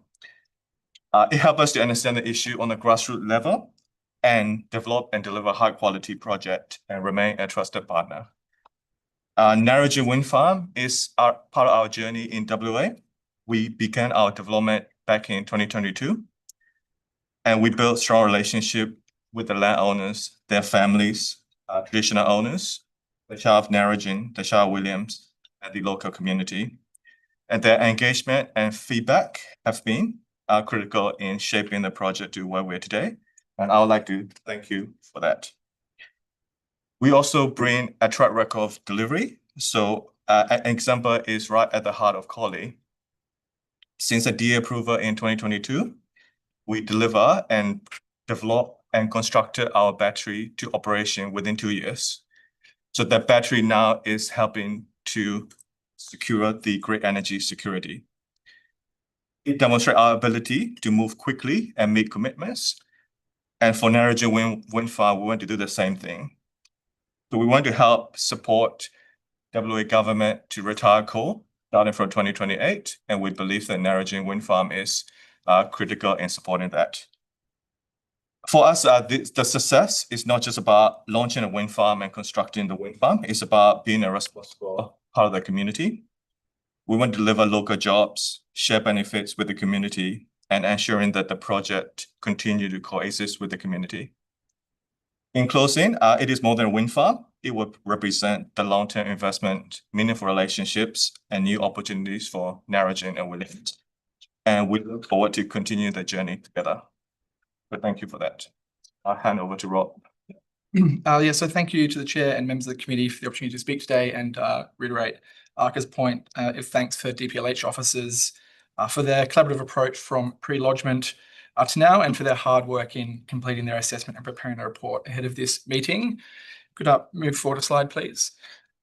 The suitability of the project location near to existing transmission infrastructure, level of community engagement, studies completed, design changes to avoid and minimise impacts, and consistency with the planning framework is all outlined in the report in front of you, so I won't go into too much detail here. We are suggesting relatively small changes to a few conditions. 4 are straightforward, and we'd like to provide a bit more of an explanation for the other 2, as related to the conditions being practical to implement and the intent being clear. And Neoen can live with the conditions as they are. This is about providing a bit more clarity. And there are more details in our written deputation in front of you. So regarding condition 5A, go to the next slide, please. Neoen is seeking a 200-metre micro-siting buffer to provide sufficient flexibility for construction. Amenity protection is still provided by the lot boundary setback and 1,500-metre existing property setback. We want to stress that Neoen's strong preference is to place the turbines where they are shown in the DA, as these locations have been optimised for energy yield and earthwork, so moving them actually represents a cost to the project. However, some flexibility is warranted. If you go to the next slide, please. I won't go into this in detail, but if it's here, if we would like to use it to answer some questions. And we're also seeking to simplify condition 5C by committing to the minimum 1,500-metre setback to existing dwellings and removing the potential to reduce this setback if noise compliance is demonstrated. This simplifies the condition, removes its ambulatory nature, and makes it more defensible. Regarding condition 14, next slide, please. The primary mitigation of visual impacts has been through project design by avoiding or minimising visibility of turbines at sensitive viewpoints such as lookouts and frequently visited public places. Condition 14 on initial reading implies that it might be possible to screen turbines located on ridgelines. After discussing this condition further with SDAU, we understand the intent of the condition is to soften the visual dominance of the turbines. And SDAU has clarified the wording in this condition, address the interface with adjoining properties, might include planting adjacent to the property line on affected residents. However, we feel the wording in the condition as it is open to interpretation, and we'd actually interpret this to SDAU in the condition. So we accept the need for a condition relating to a landscaping plan, but suggest that wording is clarified. And the next slide simply shows the number of viewpoints that have been assessed as part of the landscape and visual assessment, and that's part of the documents in front of you. So finally, the project has already received a not assessed decision under Part 4 of the EP Act and a not controlled decision under the EPBC Act. These decisions reflect the rigorous application of avoidance and mitigation of impacts through the project design. So we thank you for your time. I'm happy to ask questions. Thank you very much for your deputation today. In relation to the requester conditions, have you been provided with the SDAU's response to your requests? No, we've discussed them verbally, but haven't received that response. Okay, all right. So just in terms of the micro-siting, the advice from SDAU is that is not supported. That there is support for making the change to the 5C and removing wording that talks about noise modelling, demonstrates compliance, etc. Again, partially supported in relation to a request on 13C, because I think there is an understanding that Air Services Australia does need to ensure that there aren't any impacts. They are recommending an advice note, which has been included in a revised recommendation. The landscaping strategy plan request to shorten that condition 14 is not supported by SDAU. Again, all of these can be discussed by the committee, and I'm sure we will go through these in some detail. And the remaining requests have been supported. Okay. Members, opening up to you now for questions. Commissioner Heron. Thank you very much for your deputation. I suppose, first of all, the question needs to be asked in terms of the setback requirement, in terms of your attempts to achieve that and why that may have been reduced. Could you speak to that first of all? In terms of the local planning policy setbacks? That's right. Yeah, so the setbacks that we have were originally a tip height plus 10%, which is an industry standard accepted setback generally. And we increased that to 600 metres to reduce the off-site impacts of noise on adjoining properties. The setbacks that we've adopted, we feel are in excess of accepted industry practice, guidance from the IEC, guidance from the AIEC? EC, sorry. Could you? It's the Australia Infrastructure Commission. Yeah. And also further than the setbacks required to enable continuation of aerial crop spraying on neighbouring operations according to the Australian Aerial Application Association, which is a 100-metre setback from the property. So we've considered state planning guidelines, noise compliance, being compliant with those regulatory and policy requirements, and then seeking a minor amendment in regards to the local planning policy. Thank you. Through the chair, can I also ask the issue around the temporary facilities and the drivers behind your proposal as it stands? Could you perhaps talk us through why you've chosen to seek, I suppose, a remote village situation as opposed to something in town? Yeah. Yeah, I'm happy to speak to that. Yeah, I agree with what Danny and Lee said. We have engaged with both Shire to find options to have a legacy permanent housings as part of our construction workforce. What I want to reiterate here today is we're just at the beginning of the journey. It's not too late. So the reason why we need to have a temporary accommodation facility is there are still planning uncertainties around both shires and also around in order for us to commit to the construction timeframe, the engage with the multi-million-dollar engineering, procurement, and construction contractors, is we need to have options in case of one option or the other option tip over. So yeah, from our point of view, we are still open to engage with both shires to find opportunities to create legacy housings. So that's where we are today. But if your question is why do we have in the temporary accommodation, this is purely to have a certainty, an option in our DA, so that if the other option do not get up, at least we can go ahead with the wind farm construction and deliver 2028 and 2029 timeline that the state government set out to retire coal. Thank you. Through the chair, further to that, I would imagine that there may be opportunities also. I don't know the level of collaboration between the various components. There's obviously a number of proposals in the area where there is there a level of coordination or collaboration in which that cumulative component could be considered? And is that something that is able to be pursued? So on that front, so we are actively talking to 2 third parties that are commercially trying to develop opportunities for long-term camps. I think as a proponent and developer, we are not necessarily long-term housing providers. It's not our core business. So in an ideal scenario, we'd be someone else who saw a market opportunity to do that.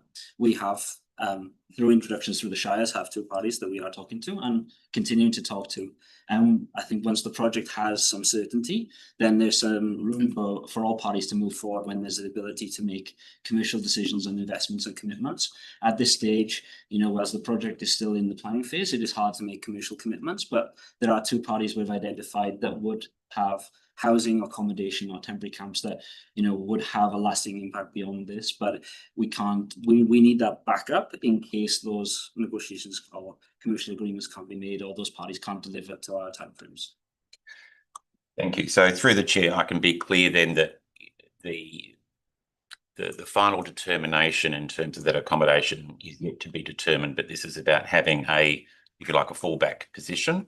I know that, again, my experience in the Pilbara, you know, again, there can be operators external which can also deal with the management side of things.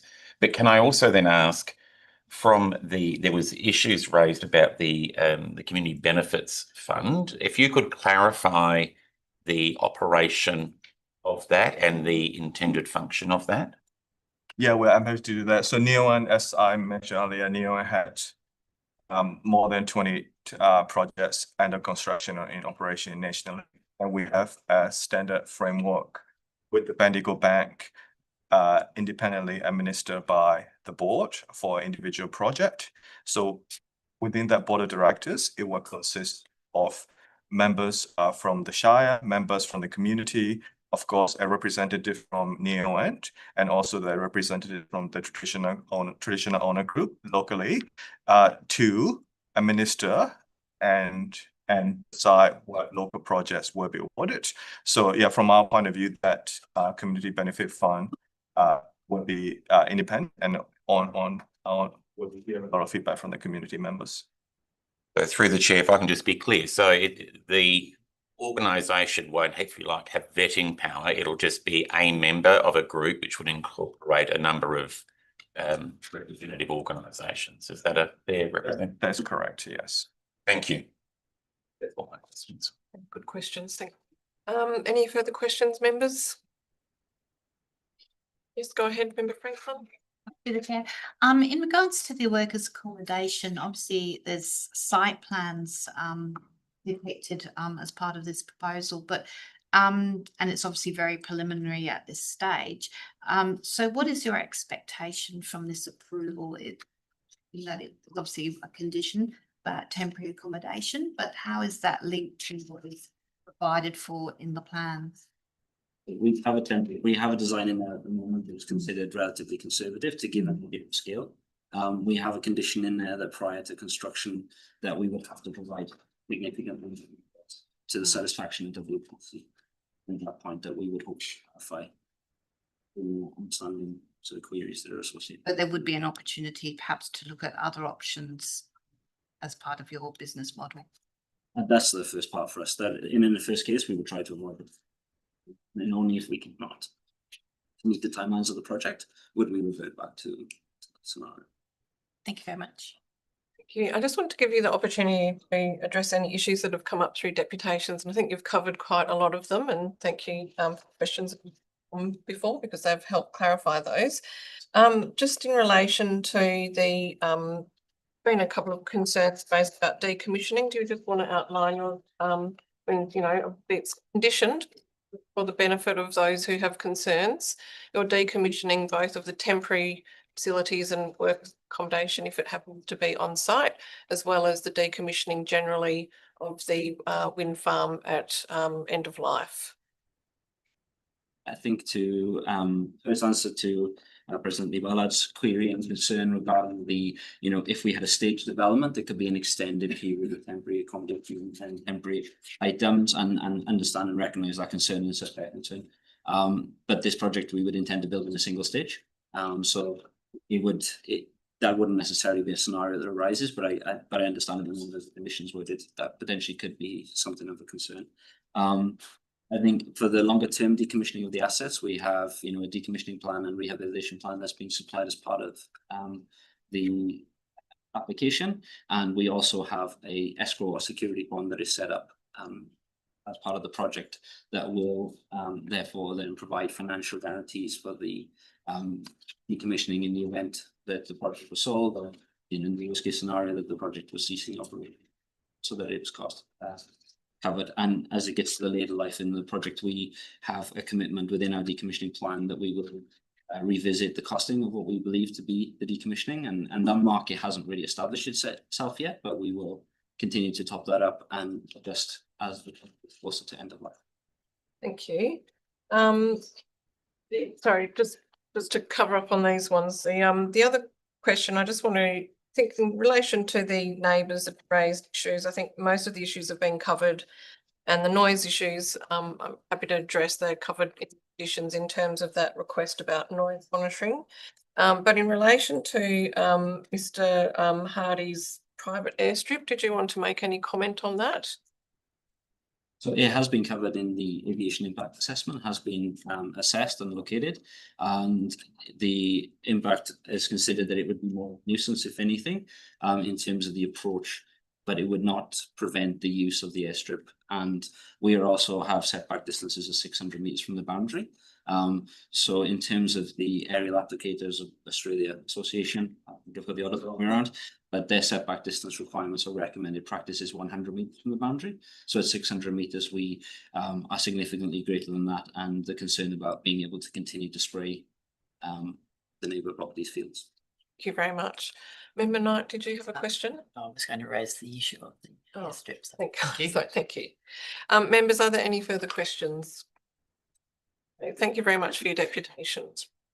Thank you, Peter. Members, just to highlight and for the benefit of those present today that we have received deputations. They are included in the agenda, and they are items 2.10 through to 2.13.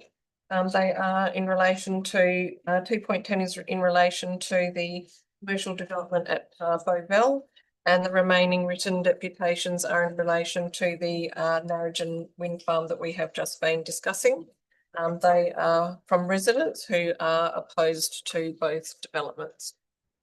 Members, just checking in to see whether you'd like a break at this point or whether you would wish to continue more. Continue. To keep going. Okay, thank you very much. So we have dealt with item 3.4. We're dealing now with item 3.1, which is part 11B development application for the proposed service commercial development Chapman Hill Road in Bovell. Commissioner Heron and Commissioner Adair are sitting for this one, and we are joined by Paola De from the SDAU.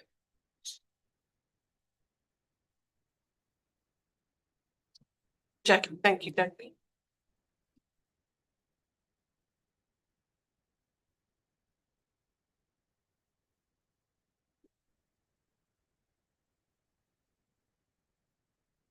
Thank you, Paola and Jackie. You've heard the deputations today. Is there anything that you wish to add in relation to the deputations or generally before we go to questions?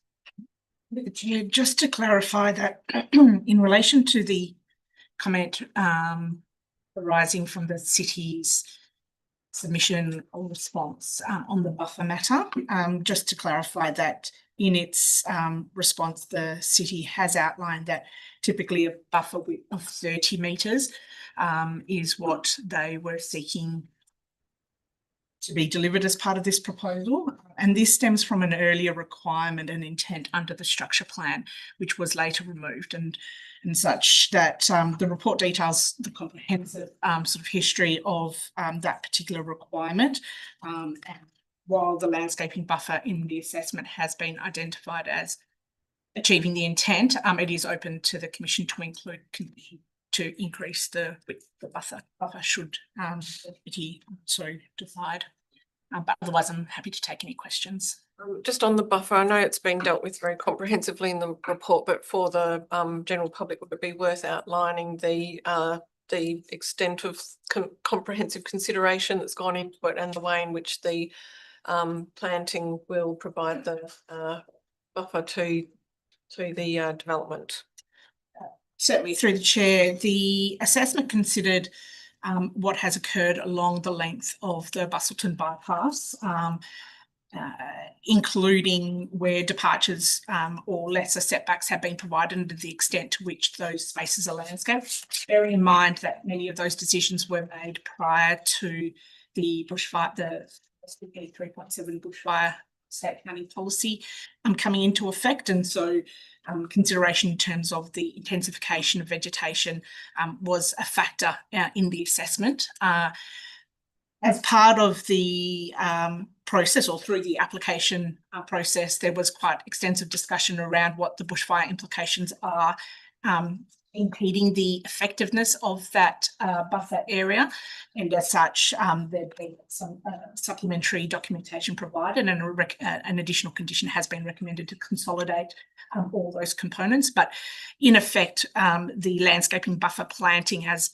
been proposed and assessed factors in a range of different vegetation types, and from top canopy right through to undergrowth, and that's staged across the width of the buffer, with the section closest to the building being a sort of more low threat environment. So that has been considered in the context of what the intent of the buffer is, and the assessment has concluded, and the department satisfied that ultimately the outcome will be achieved. Thank you. And just in terms of maintaining that buffer, that's covered off as well. The maintenance of the buffer is intended to form part of the ongoing site management. We're satisfied that that will be addressed within each of the lots. Thank you. Paola, we've got the condition requests on both other matters. I know that these condition requests are a little bit later, but can you please talk us through the condition requests to modify conditions 3A on the signage and the views of SDAU on these matters, 18A on the timing of the condition on the public art, and 22A on the electric vehicles to refer to the location set out on the development plans? Certainly, through the chair.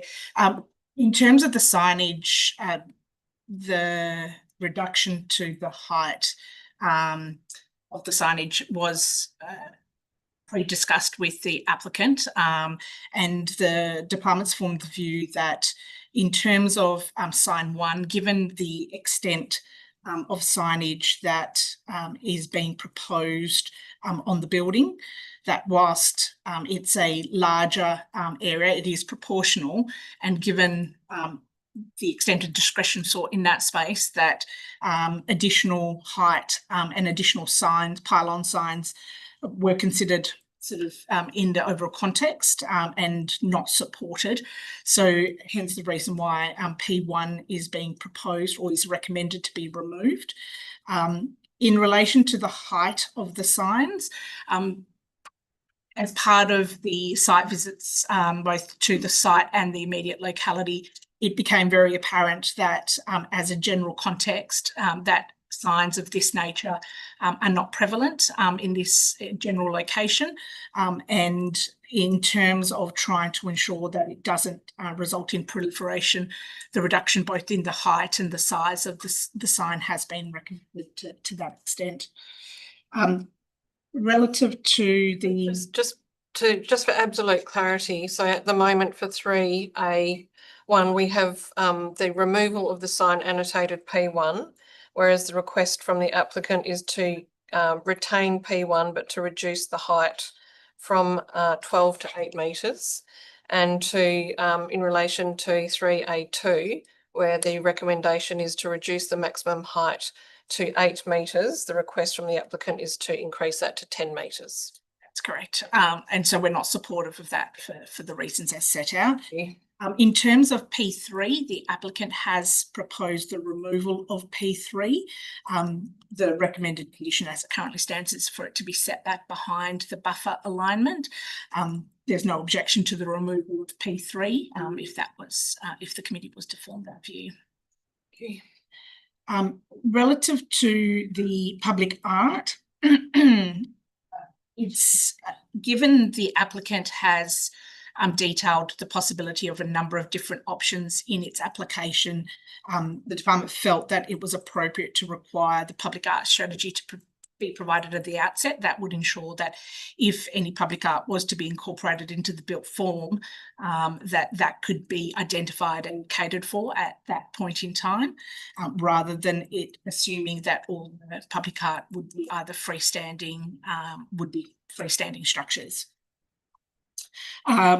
Relative to the electrical vehicle charging infrastructure, whilst the development plans do depict some locations for the EV infrastructure, we felt that it was appropriate that it be considered more holistically as part of a broader sustainability strategy, and that might identify that a more suitable location other than what's been depicted on the development plans may come about, and for that reason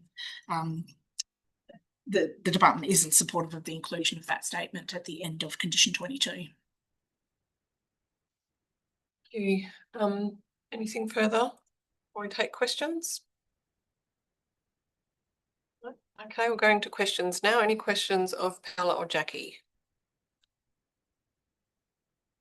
More questions? Okay. Yes, go ahead, Member Franklin. Yes, thank you. I note that there was some revisions to the traffic access to the site, subject to quite a lot of extensive consultation. I just wanted to check in with that in regards to the conditions and as they're set out, whether that has comprehensively addressed the issues that were raised. Through the chair, yes, there has been quite an extensive amount of dialogue and discussion with a number of stakeholders in regards to traffic and access. The conditions have been reviewed and discussed with the State Referral Coordination Unit, who has been in liaison with Main Roads, and we're satisfied that the conditions as recommended matters appropriately.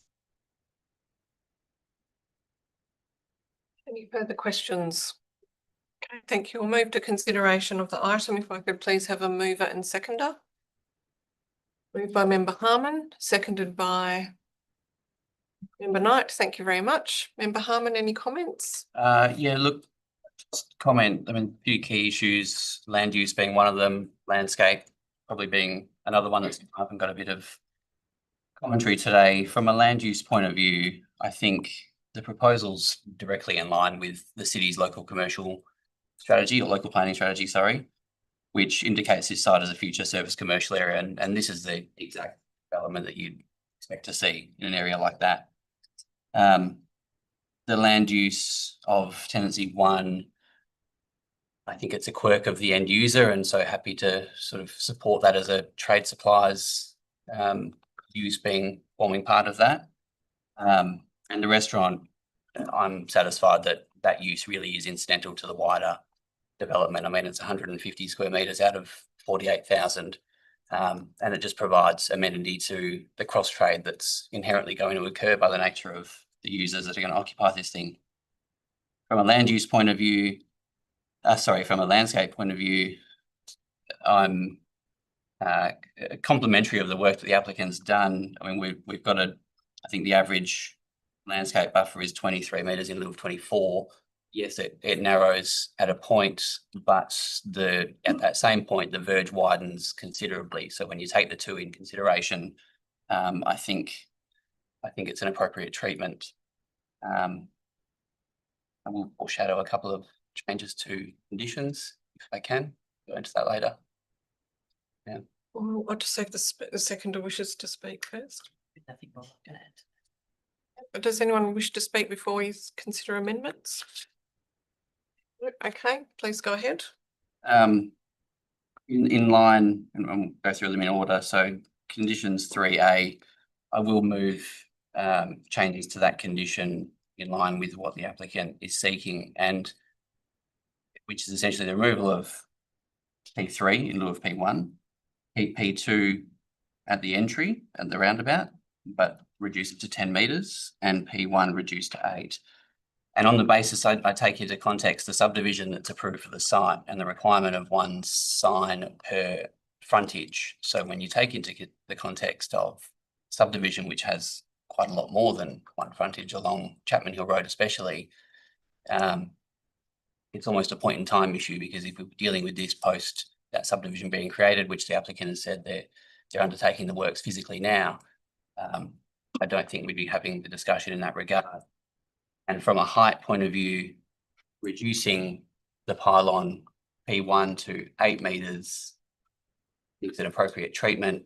But I do think, given the scale and the frontage of this development, from a directional and customer access point of view, the second pylon being 10 metres, I think, is appropriate, especially given that's likely going to be shared with a whole raft of tenants that are going to want a spot on there.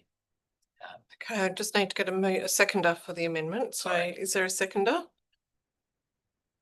So I can't see everyone on screen. I think Commissioner Lakey has seconded. Yes, thank you, Commissioner Lakey. Any further comments? Member Harmon? Commissioner Lakey, do you wish to make any comment on the amendment? So I'm having a lot of technical issues at my end.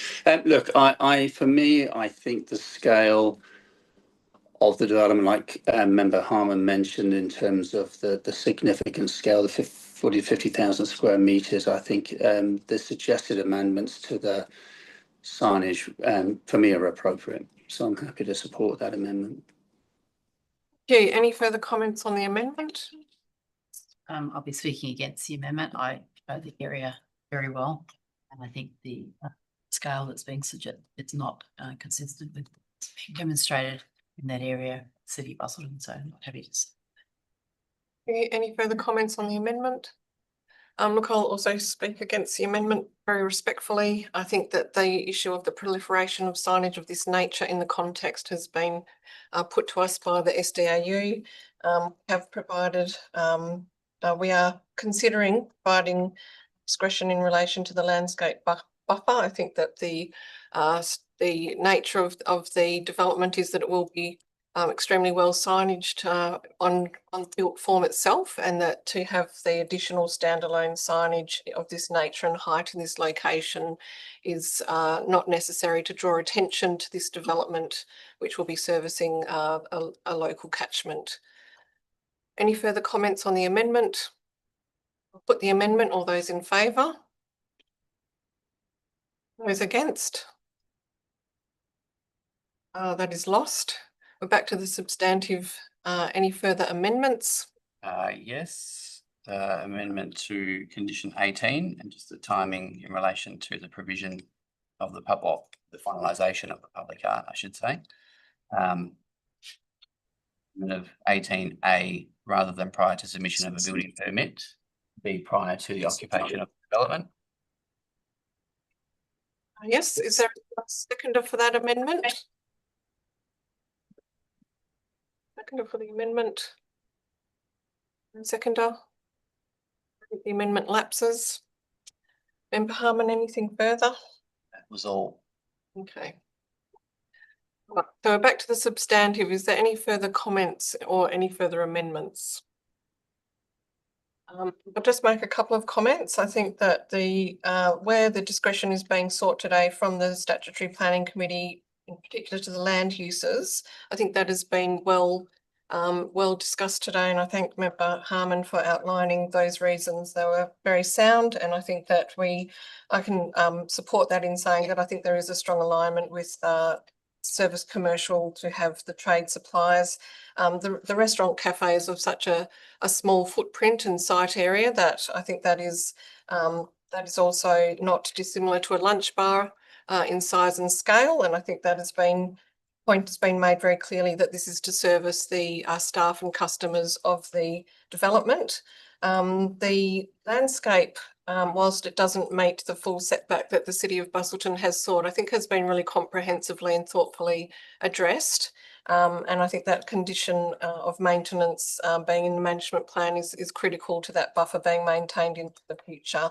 And we've dealt with the signage, so I think that's all I have to say. So happy to support the development. Are there any further comments? Is there any dissent? Thank you, that is carried.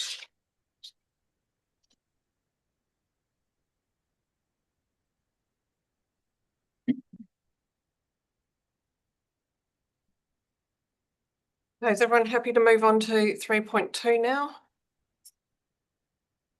Needs a break. All right, we're continuing on, and we just wait for Commissioner Adair to return to the meeting. Oh, my apologies. And I'll also leave, Chair. Yes, thank you.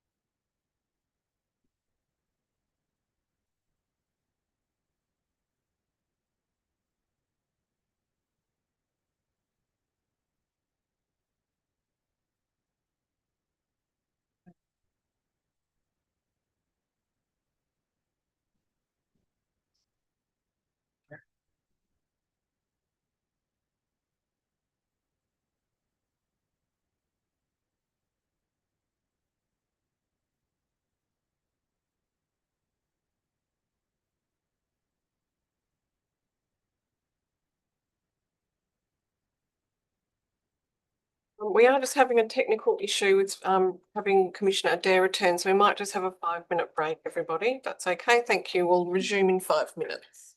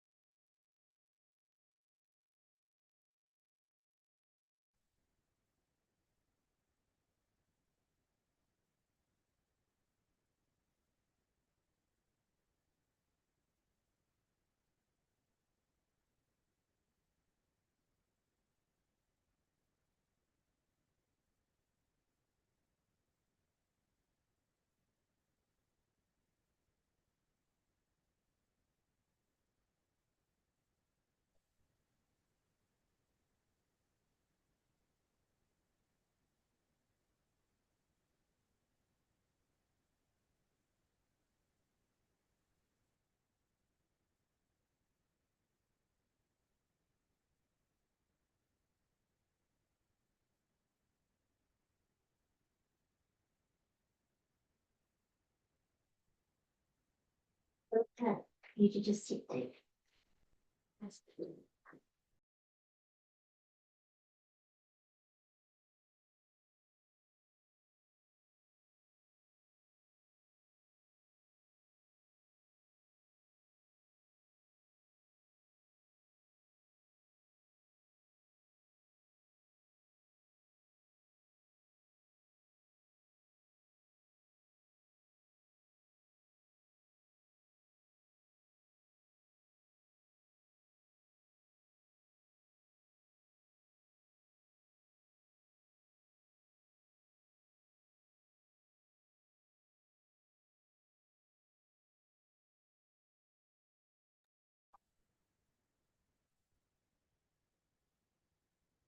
Okay, thank you, everyone.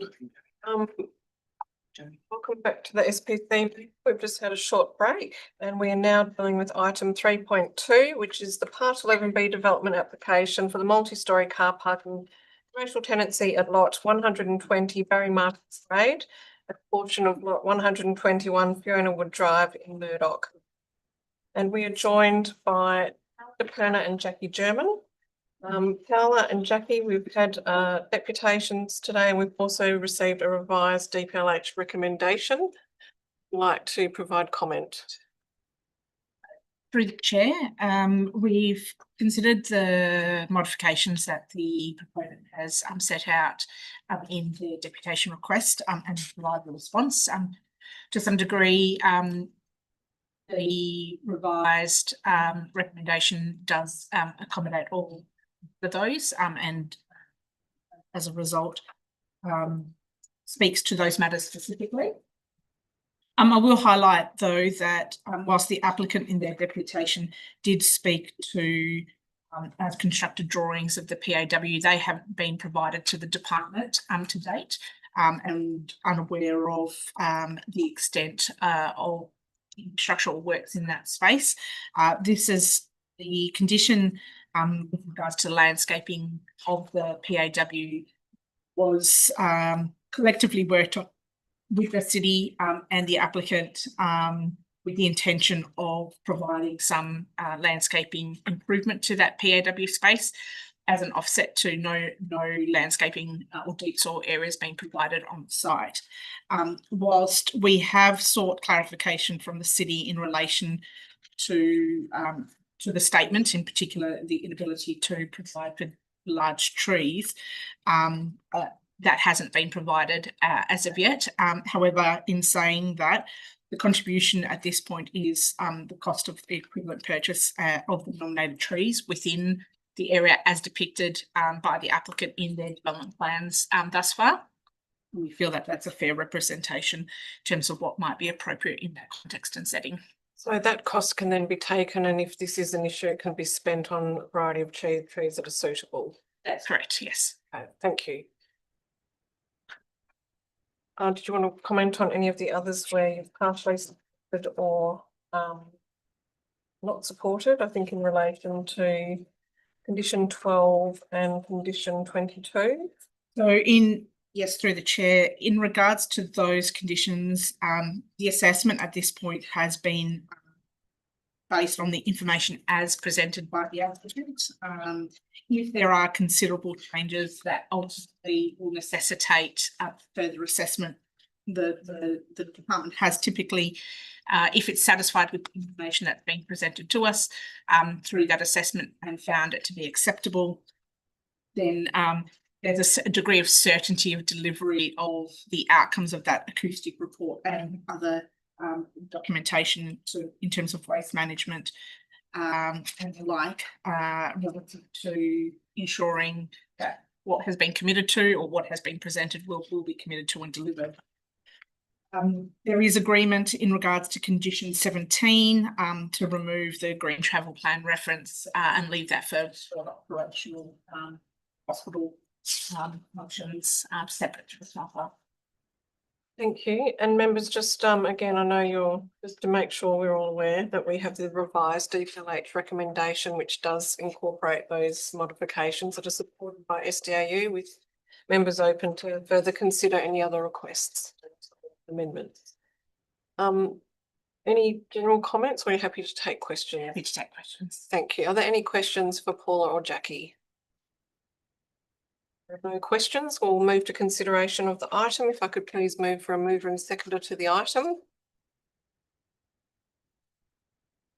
Moved by Member Franklin and seconded by Commissioner Brooks. Thank you very much. Member Franklin, do you wish to make any comment? I see this as an essential piece of infrastructure that is obviously required for the stage development of the hospital precinct, and I believe that the conditions set out fully attend to matters that relate to the site. Thank you very much. Commissioner Brooks, any comment? Commissioners, any comment or amendment?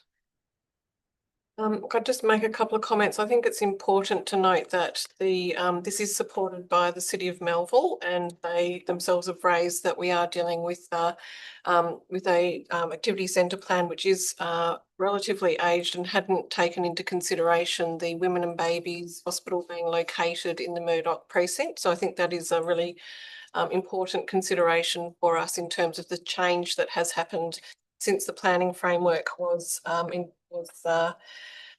endorsed, and I think that is something that we do need to consider. I think there are also some broader considerations that have been put in relation to the car parking being able to be retrofitted for officers into the future. That was an important consideration that was explored and verified by the State Design Review Panel. The commercial uses at ground floor will ensure the active frontage at street level, and also just noting that the road safety audit is to be updated, given that there have been those issues that have been raised between main roads and the city in relation to right-hand movements and safe access.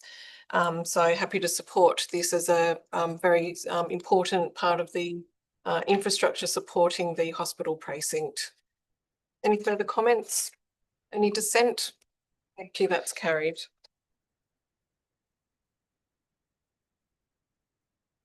I think that takes us now to, we'll break for the return of Commissioners Lakey and Heron before we move forward.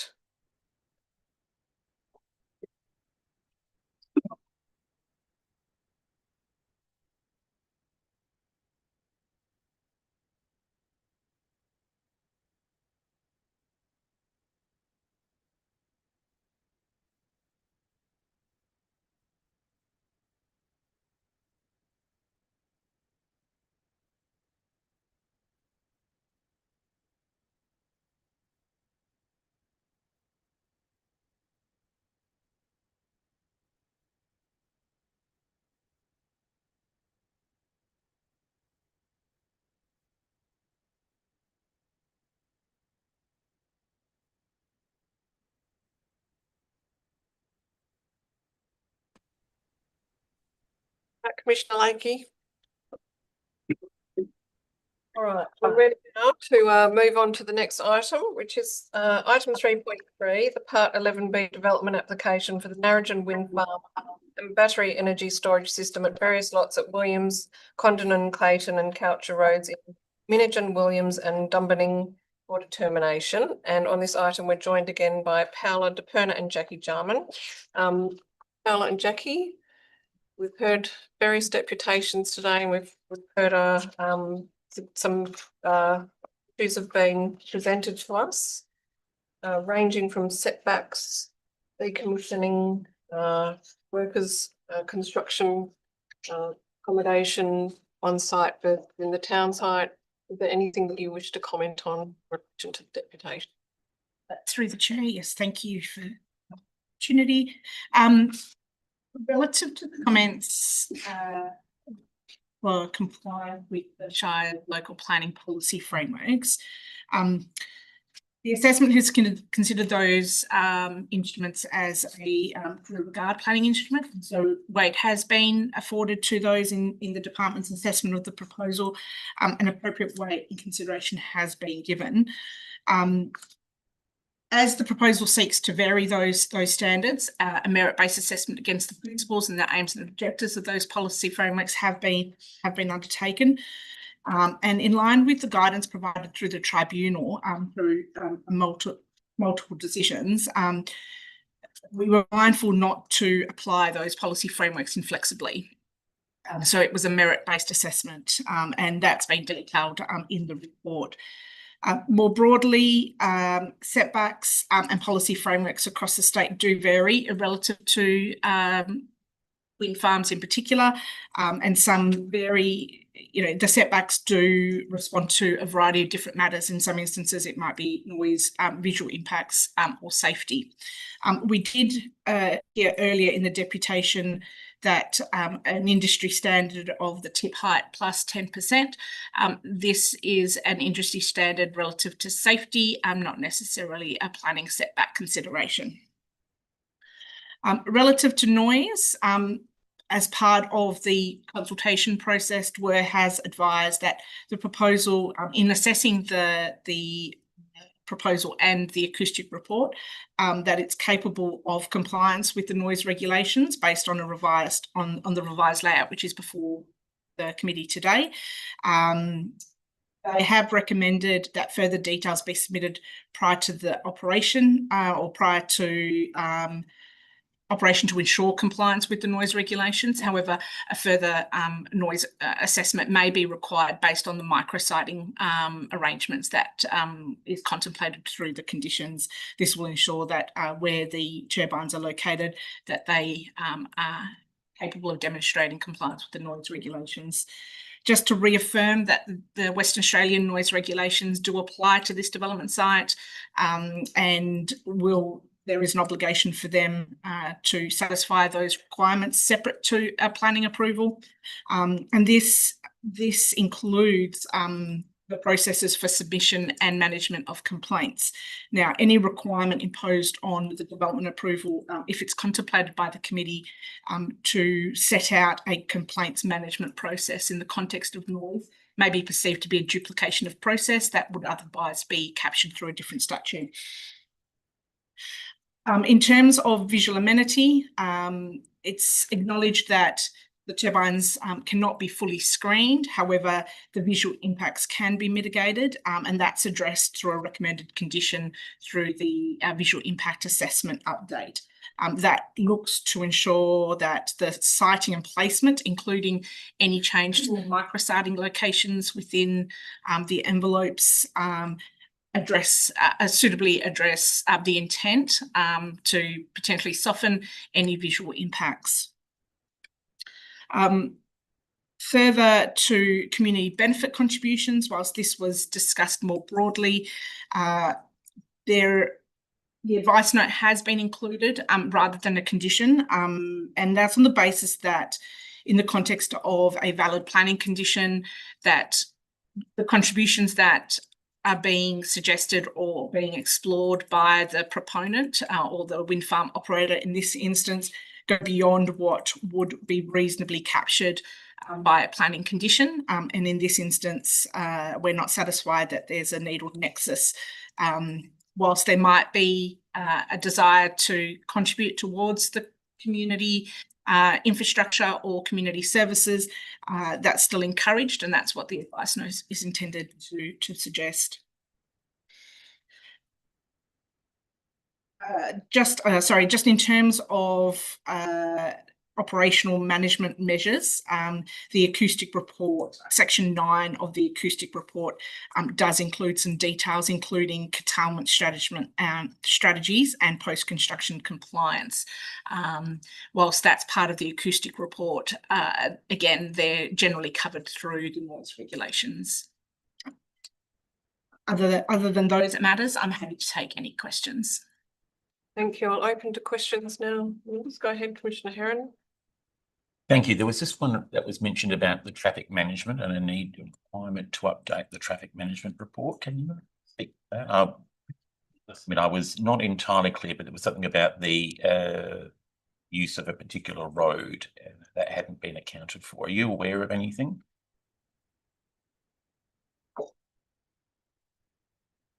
Yeah, through the chair, there's a draft traffic management plan has been submitted. There is a condition for operational traffic management to be submitted, which will consider things like oversize over mass routes in conjunction with shires.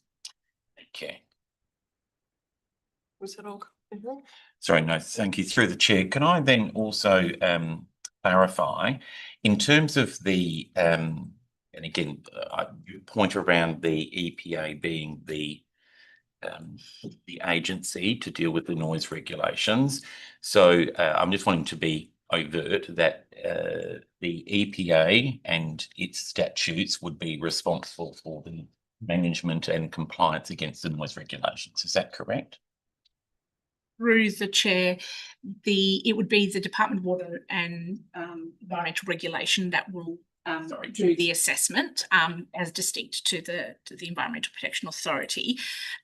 The ongoing management and compliance of those regulations are generally overseen through the local government health services division. And so in that instance, is the ordinary practice or the established practice for noise management and noise complaints is complaint is filed with the health services team, and they would seek to investigate that matter. Thank you. If I may, through the chair, further to that, in terms of the technology applicable here, the types of wind turbines, would they be? I'm just trying to make sure I'm understands correctly. The Flat Rocks proposal, it would be sort of similar scale in terms of the actual turbine structures than what's being proposed here. Is that a reasonable assumption? I suppose the difference through the chair, the difference between Flat Rocks and this site here is I suppose the certainty around the types of turbine infrastructure. They had specified a specific type of turbine.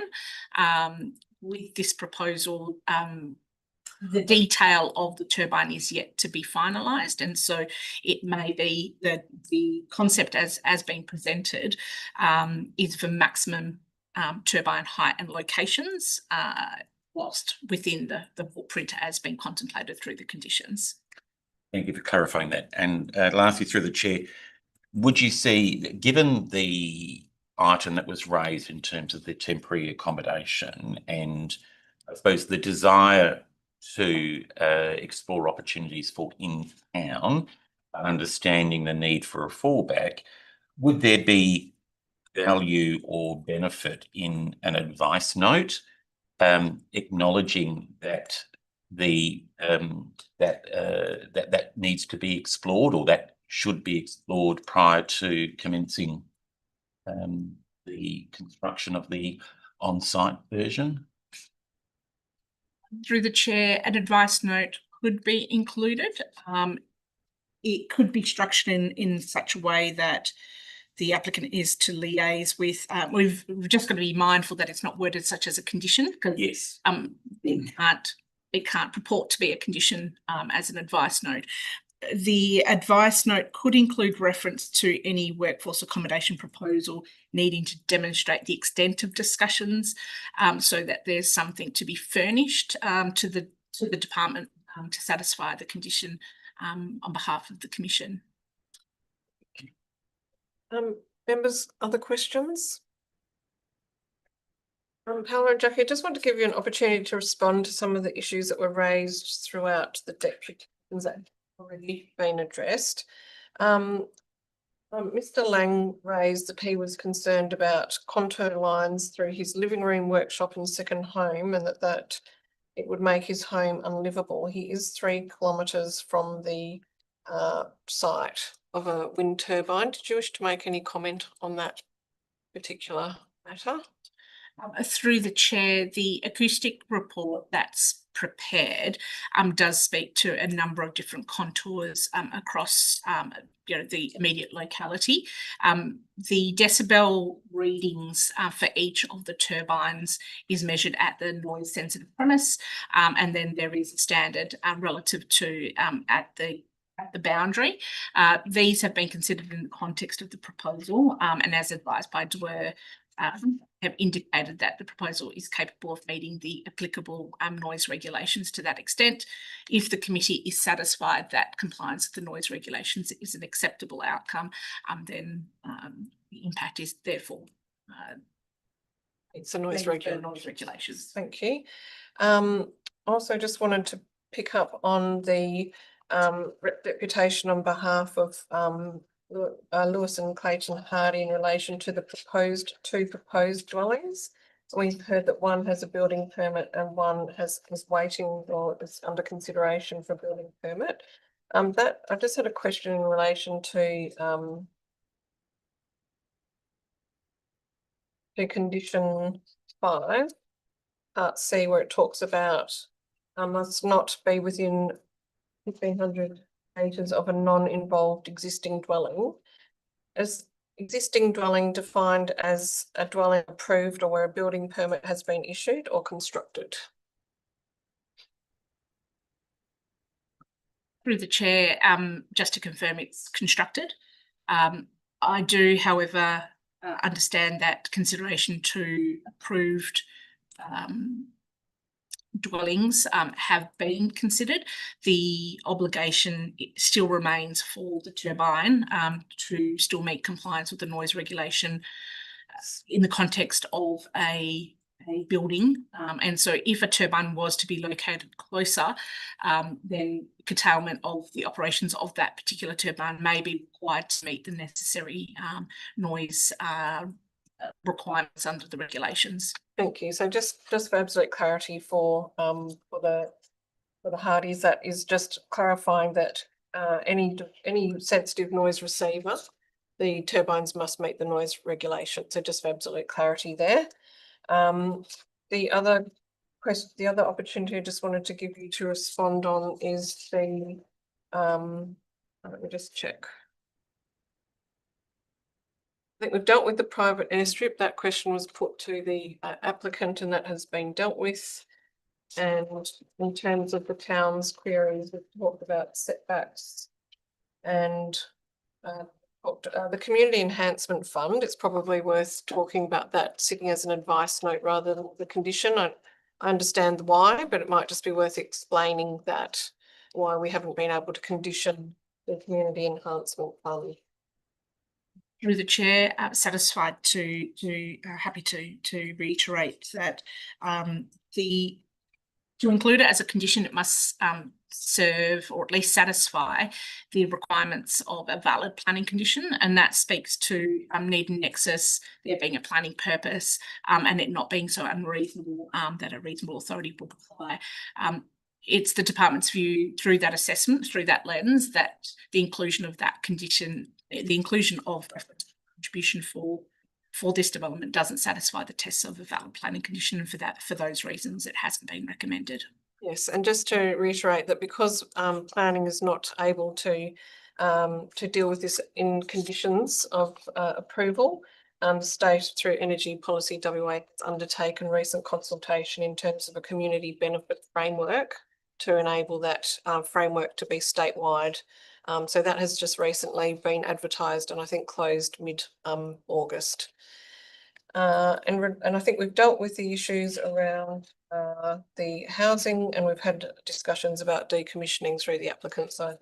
We've dealt with those issues that have been raised in the deputations today.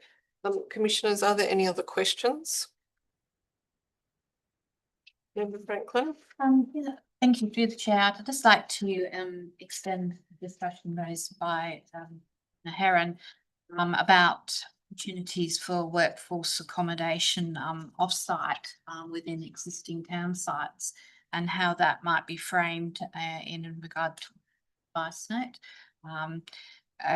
Probably giving I think the tenor of the approval as it stands obviously reflects opponents' sort of buckles and braces approach, which obviously validates all the on-site provision of accommodation, but it'd be good to perhaps open the opportunity for alternative opportunities if they occur.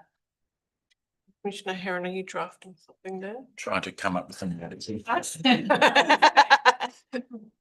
To give consideration to opportunities for workforce accommodation within existing towns. I think that sounds. The SDAU is asking for there to be documentation to demonstrate those discussions have taken place. Yes, As long as that can be construed that that's tick a box, but actual with engagement to affect that. Yeah, I think it's the demonstration of the request that you wish to put forward. Yes, yeah. Paola, would you? Are you trying to? I'm just trying to word something. If you just give me 2 moments. Sorry. Is there anything that you would like to provide? Paola?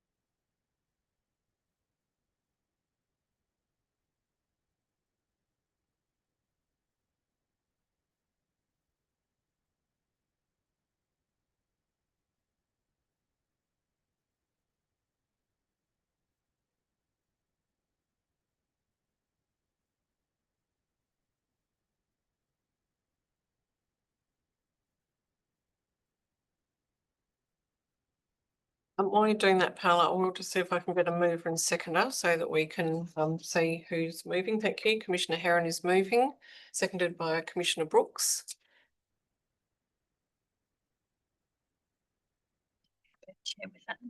Yes, sorry, and to clarify, just to be absolutely clear that you are happy to move the revised DPLH recommendation. Yes, thank you very much. Including this revised. Yes. You do it separately. So we have moved and seconded the revised DPLH recommendations. Paola and Jackie are drafting a new advice note for consideration for amendment. Commissioner Heron, would you like to speak to it in the meantime, or are you still working on that? I'll just pass it along. Rush you. Thank you. Yes, this was obviously quite a significant report, which took quite a lot to absorb. But I do think that there's a number of levels that need to be considered in this. One is we are a planning authority and we need to deal with the planning consideration at play.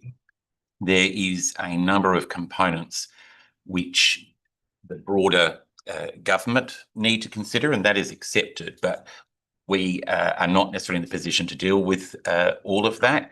I would say that both your reference to the Energy WA side of things, yes, which is significant in itself, but also the Wheat Belt Development Commission also has specific strategies around coordinating and managing renewable energy development within the region and coordinating and making sure the servicing and things like that is dealt with. So I would just be reiterating that I'm not seeking to ignore those propositions, but I think that there are other arms of government that need to be dealing with some of those broader issues, particularly around the cumulative side. The other key thing which I think we need to understand is that, you know, there is a government position both at a state and a national level around the energy transition. And it is in that backdrop that we need to be able to move forward. And I think that although there may be elements which we are having to deal with along the way, which are around change, and change is difficult, we are also dealing with the significant issues around the climate change issue and insurance companies, you know, not wishing to cover certain areas. And it's in that macro backdrop that we need to understand that it is, in my view, both within our personal and also government prerogative to be seeking to enable this sort of development to occur. I do take the point around the noise and hence the clarification around the issue around the EPA and the regulations which sit independently, and that applies. And there was reference before made to in terms of lived experience. And I think apart from our very helpful site visit that we undertook to the Flat Rocks wind farm, which gave some context to the noise and setting that is provided, there's also, and again, perhaps drawing on the Dutch heritage, you know, the lived experience in terms of wind turbines are going to become increasingly part of the landscape.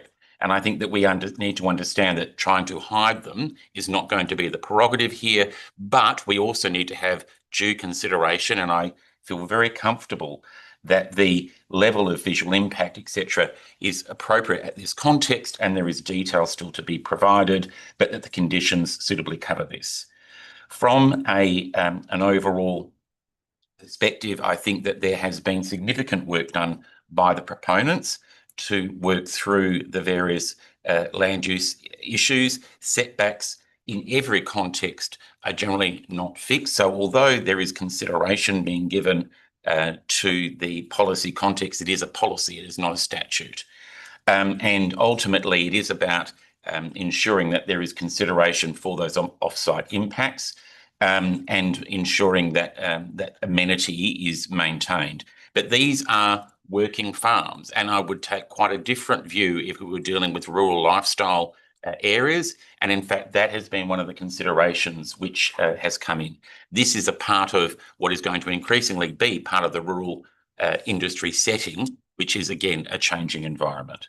With it in all that backdrop, I feel comfortable that the amended recommendation, along with potentially an additional advice note dealing with the accommodation, provides for a good and balanced outcome.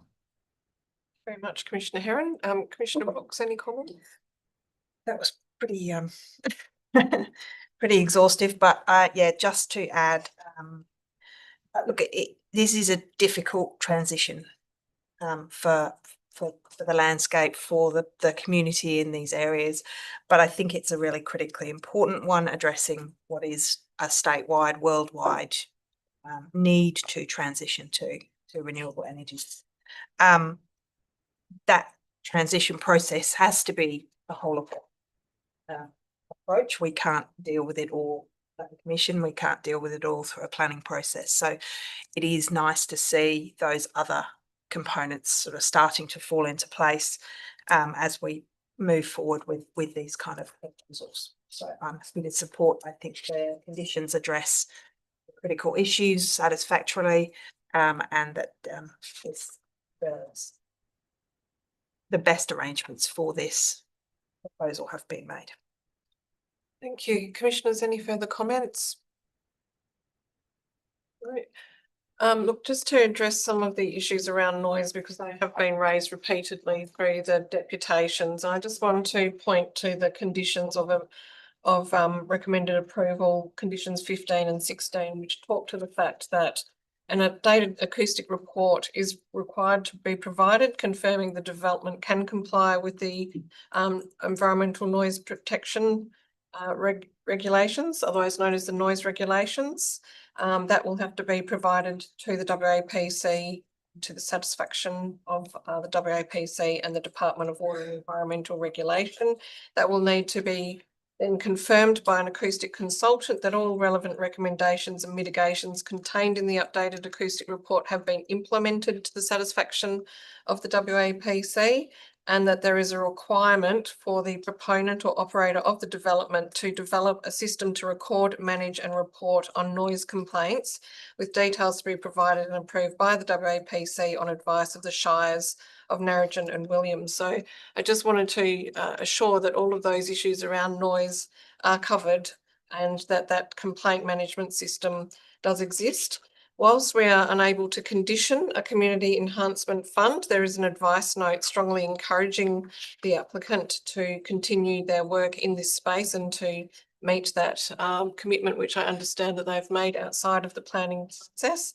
And I also acknowledge and would encourage that that response to the Shire's request for the accommodation for the construction workshop first to be located in the town site where possible. And I'm encouraged to hear from the applicant today that they have not ruled that out and that they will continue to have in good faith discussions with the Shires.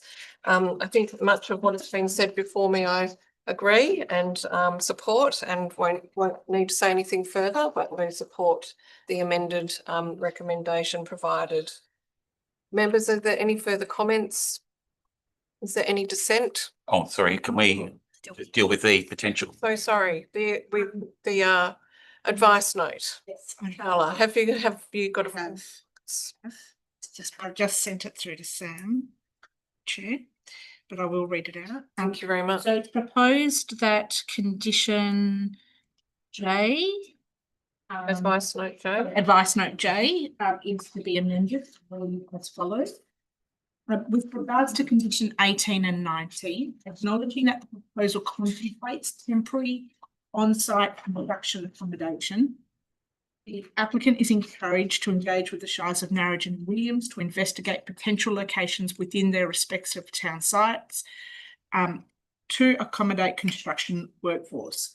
Where it does not result in an off-site accommodation, that the following is to be addressed. One, to include evidence and dialogue that the options considered relating to the exploration of alternative off-site accommodation locations include, and then 2, 3 and 4 as per the existing. So there's a slight duplication of temporary, contemplates. On-site. Acknowledging that the proposal contemplates temporary sorry, there's an extra contemplate in there. So that's moved by Commissioner Heron, seconded by Member Franklin. Do you wish to speak to it? No, nothing further. I think we've covered them. Yes, through the chair. Yes, I just wish to support this amendment. I think it's important to acknowledge the deputations today from the local government and acknowledgement of their local planning strategies and frameworks, which have investigated the need for potential housing opportunities and essential infrastructure upgrades. And I think this is a potential opportunity which should be explored as part of this development proposal. Thank you, Member Franklin. Is there any further comment on the amendment? Any dissent to the amendment? The amendment is carried. Are there any further comments or any further amendments? Is there any dissent to the substantive amended motion? No, thank you very much. That is carried.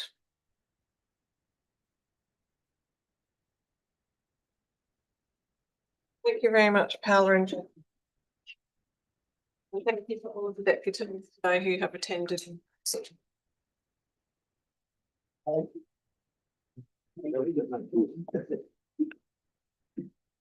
Now, members, we have dealt with item 3.4 ahead of items 3.1 to 3.3. So that does take us now through the confidential items for discussion or decision. So if I could please have a mover and seconder that we move to consider confidential items. You move Harmon, seconded by Brooks. Any dissent? Thank you. That is carried.